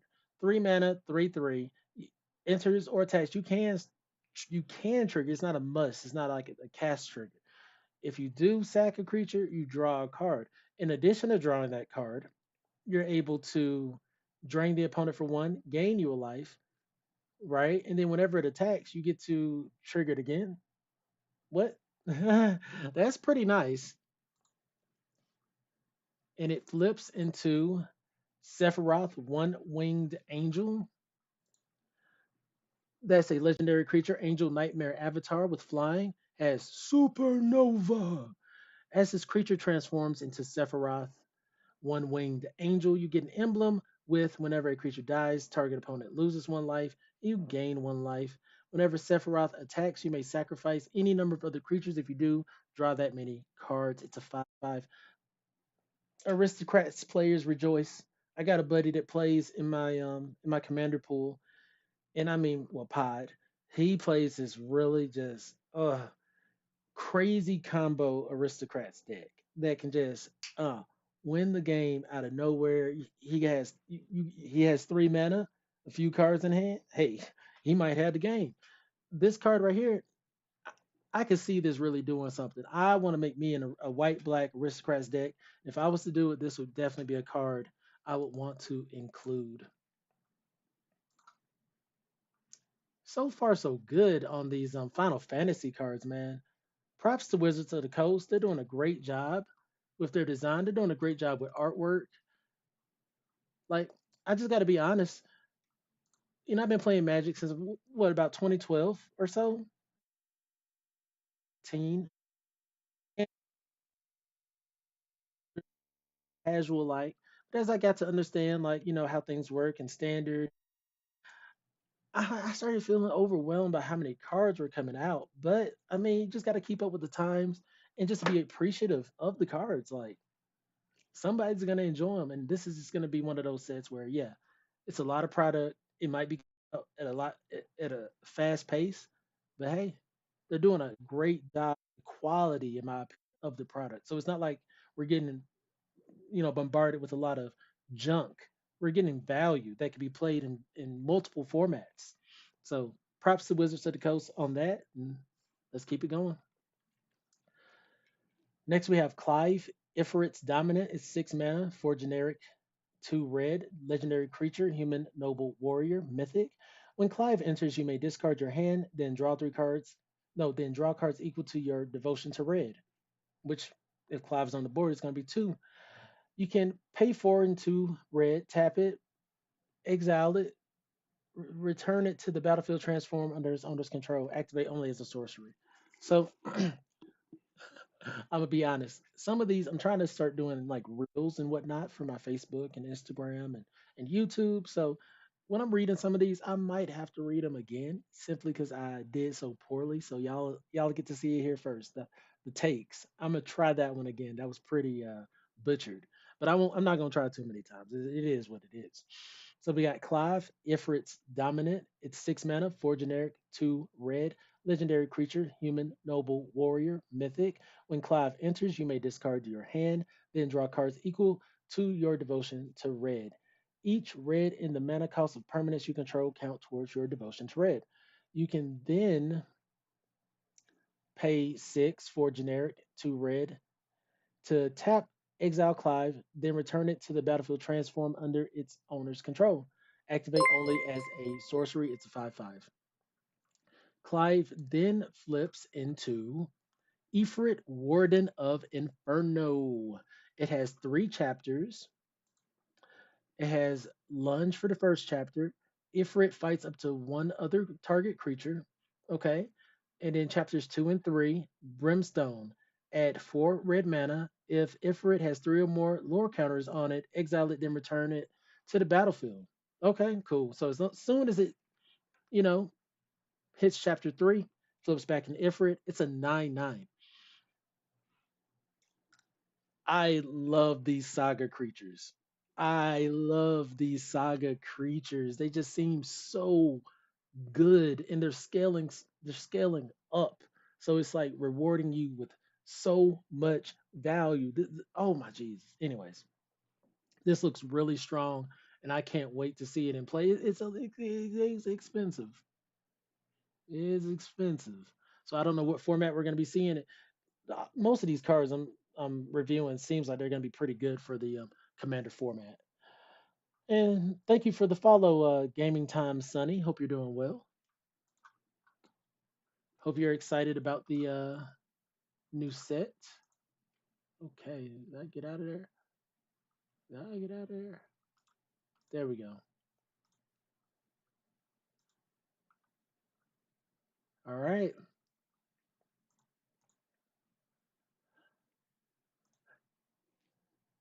Next we have Traveling Chocobo.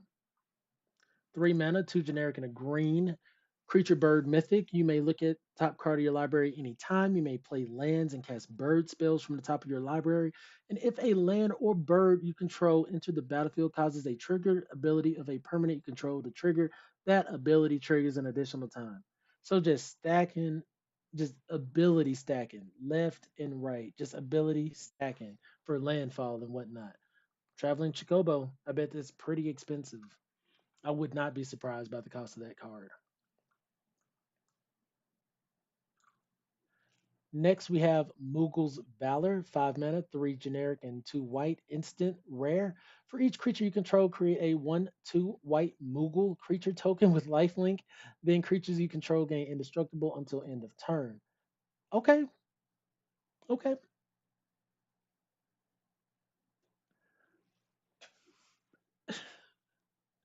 Token decks are gonna love this, I guess. Like it's a way to protect your tokens. It does two things at once. It if you already have a bunch of tokens, it creates even more tokens, right? Then in addition, gives them indestructible. That's a solid card. That's a solid card. I don't know if I'll play that in draft, but I'm sure once again I'll see that in Commander. Next we have Planisphere. Astrologian's Planisphere, 2 mana, 1 generic, and a blue artifact equipment rare. It has Job Select. When this equipment enters, create a 1/1 colorless hero creature token, then attach this to it. Equipped creature is a wizard in addition to its other types and has whenever you cast a non creature spell and whenever you draw your third card each turn, put a 1/1 counter on this creature. Diana, equipped 2. Is that what they're calling the equip? Diana? They're cooking. They're cooking. Uh, I'm not overly excited about this. I mean, I think job select is a cool little keyword. Um,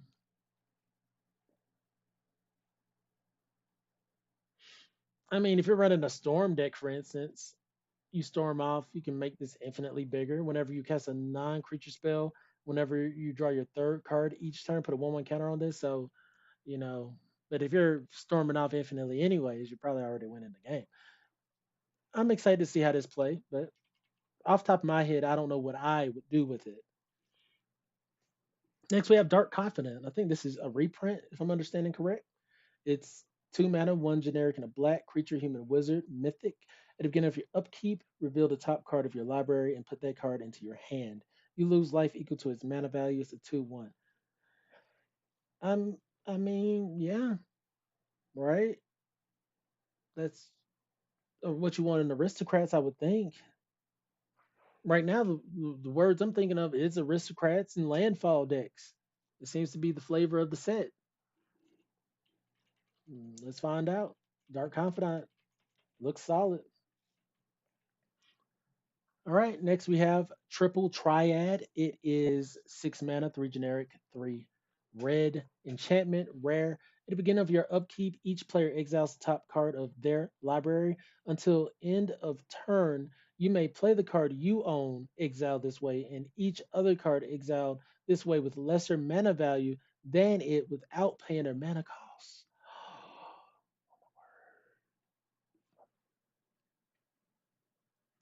If I had a kryptonite, like something that just brings me to my knees every time I read it, it's without paying mana costs. Love it. Oh man, I love it. 6 mana. This is gonna be another commander. I won't say staple, but I'm probably gonna run it because I want to play your things for free. I want to play your things, but I want to play them for free. I think it's Atali Primal Hunger, 7 mana. You play it, you exile top cards of your library and each other opponents until you hit a permanent spell or whatever. You can play it. It might be non-land spell, and you just get to play it for free. I love that card. Think this what? Okay. Triple Triad looks really nice. Next, we have Esper Origins, 2 mana, 1 generic, and a green. Sorcery, rare. You surveil 2, you gain 2 life. If this spell was cast from a graveyard, exile it, then put it onto the battlefield transformed under its owner's control with a finality counter on it.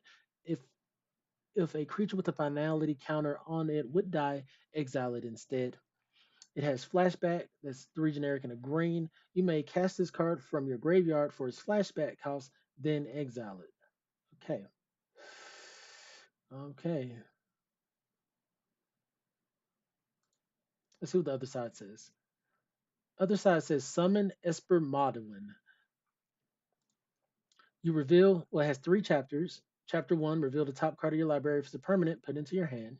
Chapter 2, add 2 green mana. Chapter 3, other creatures you control get +2/+2 and gain trample until end of turn. Huh.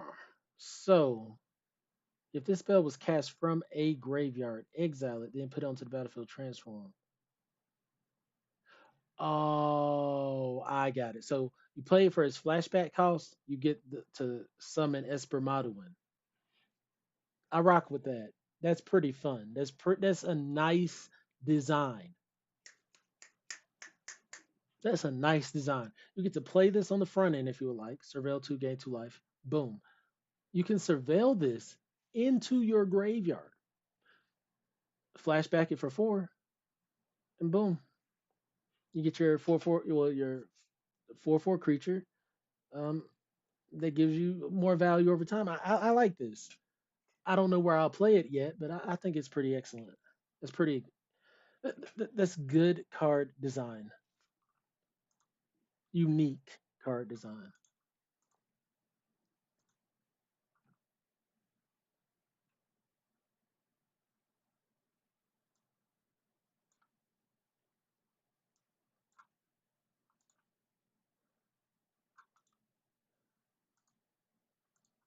All right. Next we have Ultima. It's 5 mana, 3 generic, 2 white. That's Ultima, 5 mana, 3 generic, 2 white sorcery, rare. Destroy all artifacts and creatures in the turn. Huh.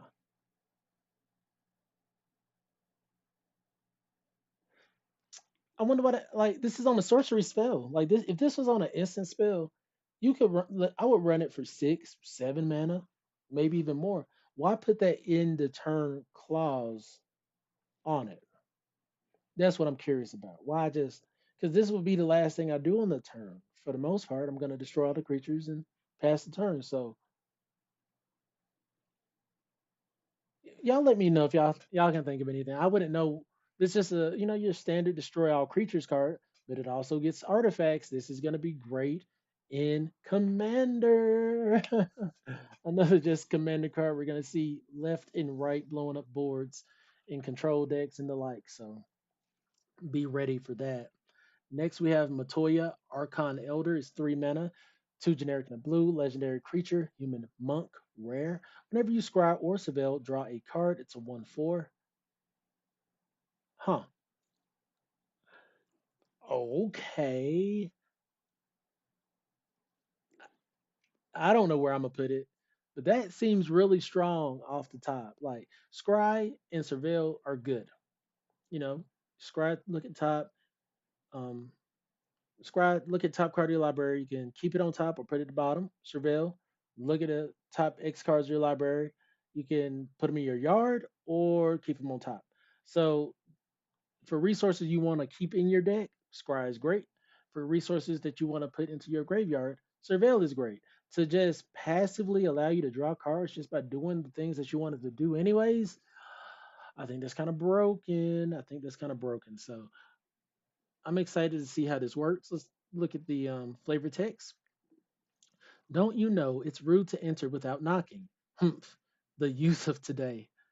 I don't know, Matoya. I had to review Final Fantasy in its entirety to know some of these cards. Next we have Ject. Is this a flip card? So for the flip cards, I'm gonna go on and click on them. Going to get that out the way so we can go on and see both sides. Jekt, Reluctant Guardian is a 4 mana, 3 generic, and a black legendary creature, human warrior, rare with menace. Whenever Jekt deals combat damage to a player, you may exile it, then return it to the battlefield transformed under its owner's control. It's a 4/3 that flips into Braska's Final Aeon. It has 3 chapters. This is a saga.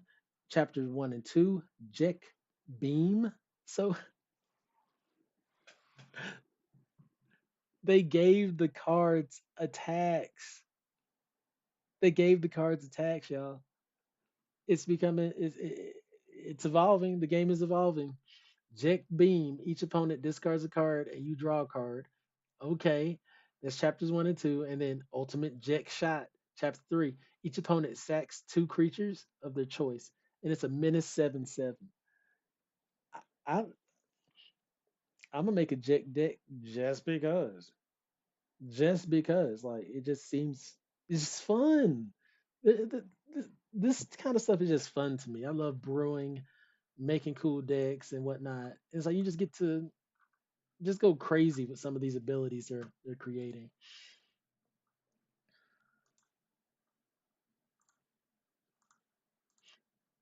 All right. Next we have Firion Wild Rose Warrior, 3 mana, 2 generic and a red.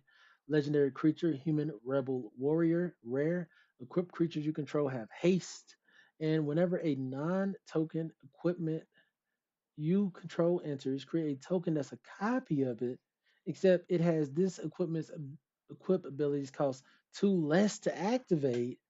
Sacrifice that token at the beginning of the next end step. It's a 3/3. Oh my god. Oh my word. Yeah. Yeah, they're giving me some cold pieces. I'm telling you, Cole's about to get an upgrade. And it was already good.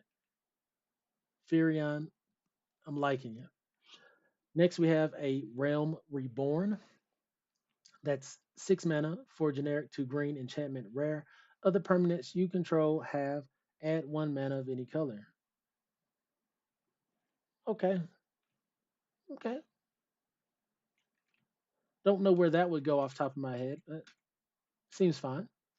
Next, we have Aerith Gainsborough. It's 3 mana, 2 generic, and a white. Legendary creature, human cleric, rare, with lifelink. Whenever you gain life, put a +1/+1 counter on Aerith, Aerith Gainsborough. When Aerith Gainsborough. Man, I need some water. I've been talking too long.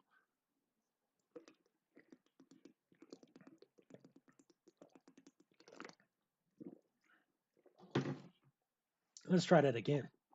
We got Aerith Gainsborough. That's 3 mana, 2 generic, and a white legendary creature, human cleric, rare, lifelink. Whenever you gain life, put a 1/1 counter on Aerith Gainsborough. When Aerith Gainsborough dies, put X +1/+1 counters on each legendary creature you control, where X is the number of +1/1 counters on Aerith Gainsborough. It's a 2/2. So it's a legendaries matter kind of card. Okay. Whenever you get it's a life gain kind of card too. Okay. Like what is it? The Heliod uh walking ballista combo. I can see that. Something going along the lines there. I don't know. I'm not sure. But everything seems solid. We got another flip card. Let's go on and click on that. As a reference, shout out to Mythic Spoiler. They're the website I use to refer to these cards, and they typically have them, pretty high quality, in a decent order for me. So shout out to Mythic Spoiler. So here we have Jill Shiva's Dominant. It's a 3 mana, 2 generic, and a blue legendary creature, human warrior, rare. When Jill enters, return up to one other target non-land permanent to its owner's hand. And it has pay 5, that's 3 generic and 2 blue. Tap it, exile Jill, then return it to the battlefield, transform under its owner's control, activate only as a sorcery. It's a 2/2. So on the front end, it enters the battlefield as a 3 mana 2/2, bounce a permanent. Non-land, any non-land permanent. That's pretty darn good right there. Then for 5, it flips. When it flips into Shiva, Warden of Ice. It's 3 chapters. It's a saga. Chapters 1 and 2, Mesmerize. Target creature can't be blocked this turn. And in chapter 3, tap all lands your opponents control, exile Shiva, return it to the battlefield. I wish it would have put a stun counter on those lands. Like, this is kind of building up to something exciting. And it's like, just taps all the lands. I mean, I guess it stuns them from playing thing on your turn for that turn, but I don't know. Interesting.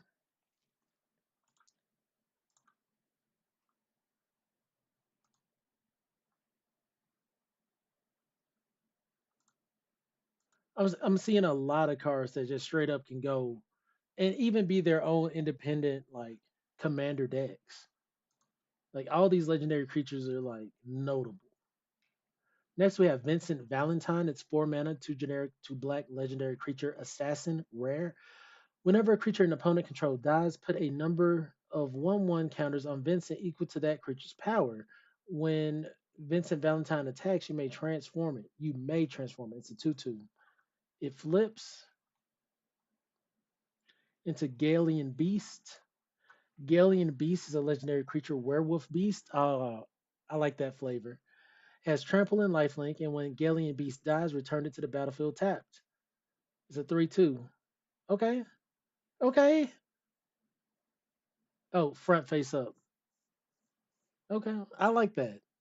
I like that. It's kind of like an undying creature to a degree.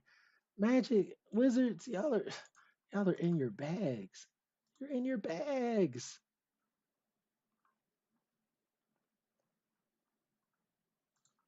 I love the flip cards, and I love the flip card sagas. Next, we have Gilgamesh, Master at Arms, 6 mana. Gilgamesh, Master at Arms, 6 mana, 4 generic, 2 red, legendary creature, human samurai, rare. And whenever Gilgamesh enters or attacks, look at the top 6 cards of your library. You may put any number of equipment cards from among them onto the battlefield. Put the rest on the bottom of your library in a random order. When you put one or more equipment onto the battlefield this way, you may attach one of them to a samurai you control, which he is a samurai. Okay, this goes in your equipment matters decks. I probably won't run it in my cold combo, but it definitely goes in like equipment matters. And next we have Tifa Lockhart.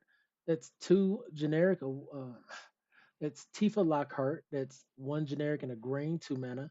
Legendary creature, human monk, rare, has trample and landfall. Whenever a land enters under your control, double Tifa Lock. What am I doing? This is gonna be the last card because I'm fumbling over all the words. We got Tifa Lockhart. It's 2 mana, 1 generic and a green, legendary, human monk, rare, with trample and landfall. Whenever a land you control enters, double Tifa Lockhart's power until end of turn. Okay, sweet. And the power is a 1/2. So I mean, I could see people really going off with this card actually. Um, say there's a turn where you get to do like, let's do the math. Because like I said, this is gonna be the last card I cover at least for now. Let's do the math. You play a land, it doubles to 2. That's off of 1 land. You play a land again, it doubles to 4. Play a land again, it doubles to 8.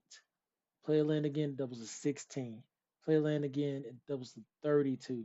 So 5 landfall triggers here. I mean, I'm thinking commander as well, whatnot. And these are all legendary creatures.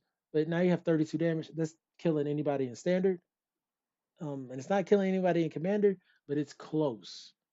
It's close because one more a 6 one would definitely do it. And the trample I think is going to matter a lot. So yeah, exciting showcase so far from the Final Fantasy set.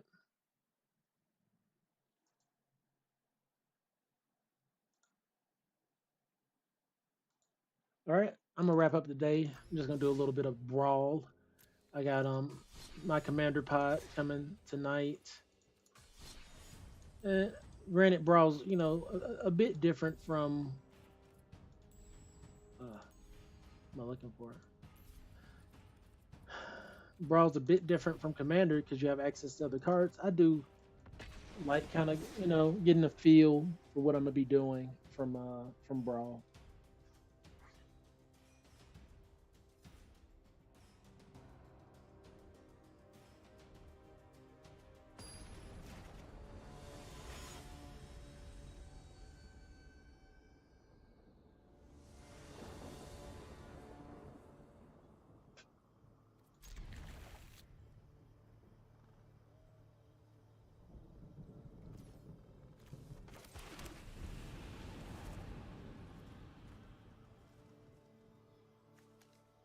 Okay. Oh, this could be good.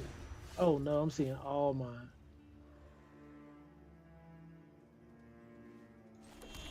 big plays. These are some things I've been cutting down on a little bit, like just really expensive solo plays or solo removals.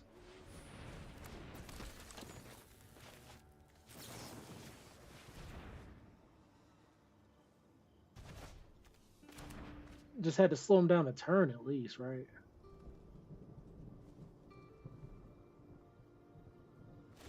And we made him discard, and we drew in the counter spell. Oh man, that's excellent. We get to slow him down a turn again. Wait.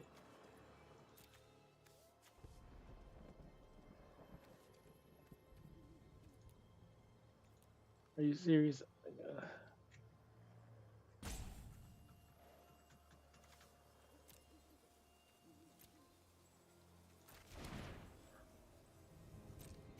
Made it so I can't counter the spell. That's smart. Counter spells are kind of getting worked. I mean, they're not making it easy.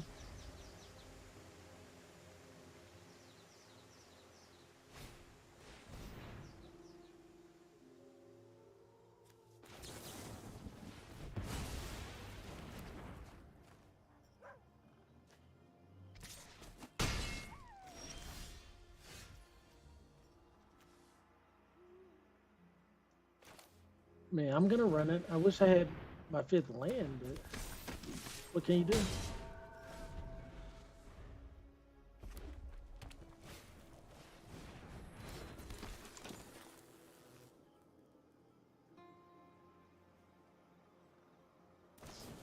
Oh, they're just gonna get rid of it anyway.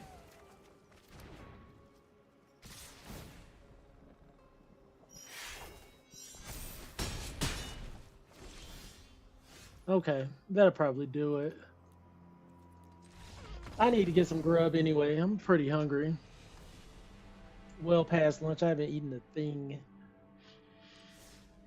Let me go back and look though before I do leave. We had just a great day. Um, let's see.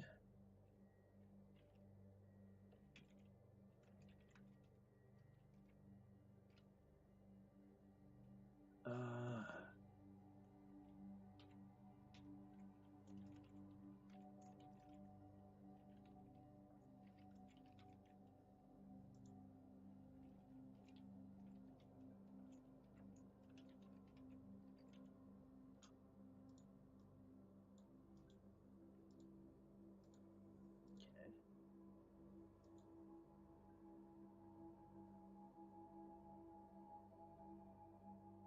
see.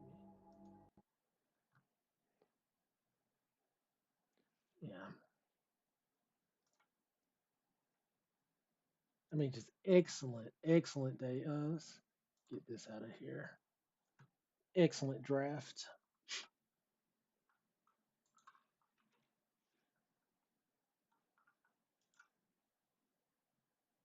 Copy.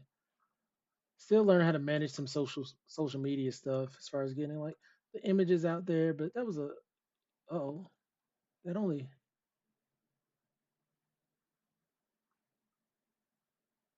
that shows that's an arena direct. I'm not looking for that. Let's cancel that. Jesus. Discard. So it's from today. Okay. Gotta be careful. Gotta be more careful. Paste. Yep.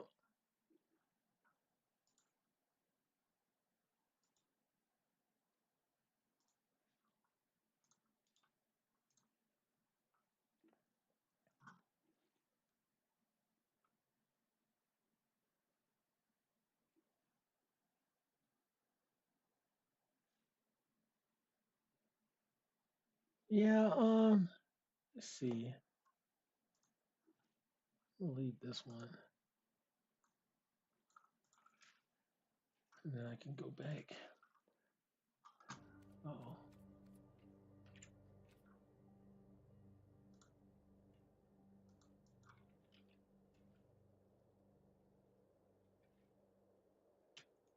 7-0.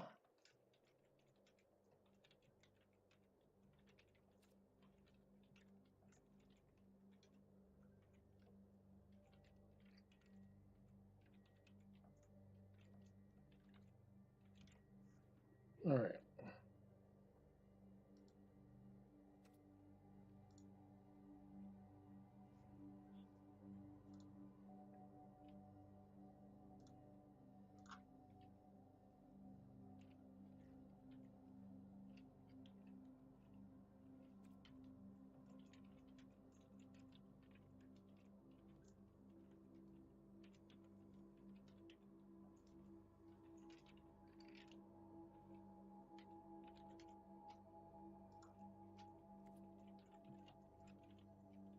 All right. Now let's see if I can do what I'm trying to do. Copy, paste, boom.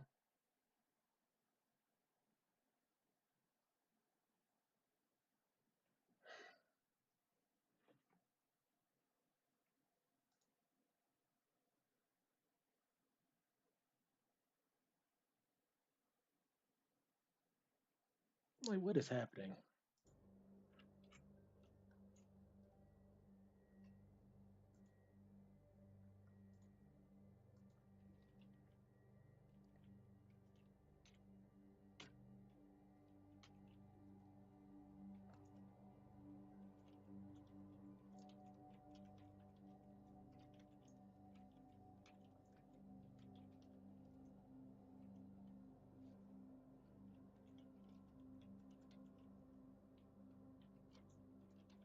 There we go.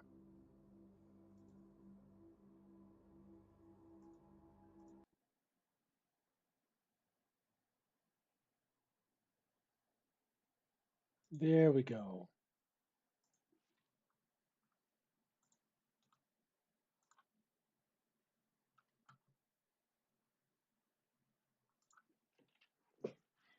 All right. Yes, there we go. Sorry that took so long. But yeah, had a great time.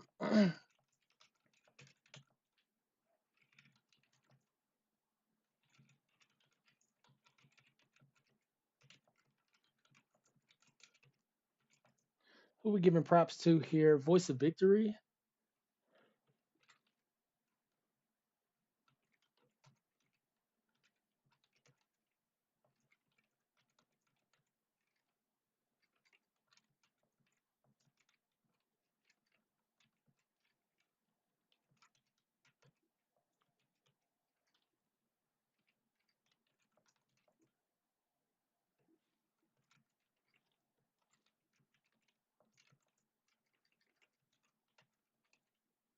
Mon. I even spelled it.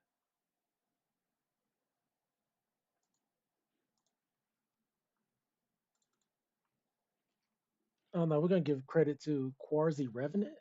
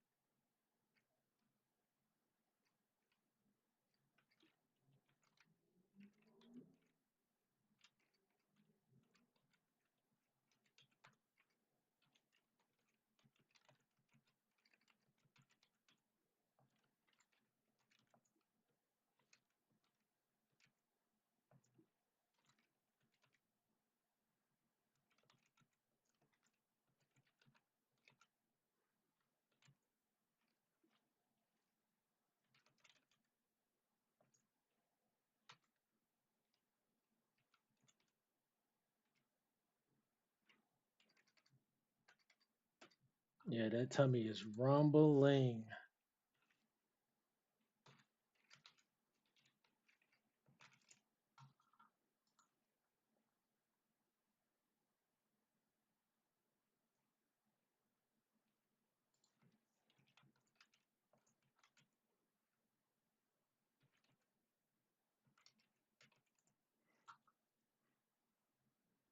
MTG Takir.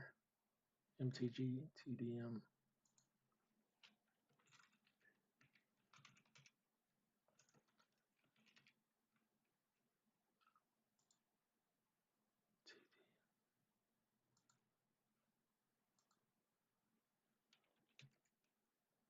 All right. So, I'm just gonna post that. All right, that's gonna wrap it up for today. If you enjoy my content, please be sure to like, follow, and subscribe. Helps the channel to grow in the future. And as always, you guys are fantastic. My name is Mr. Clintastik. That was a 7-0 Abzan quick draft. I'll see you guys next time.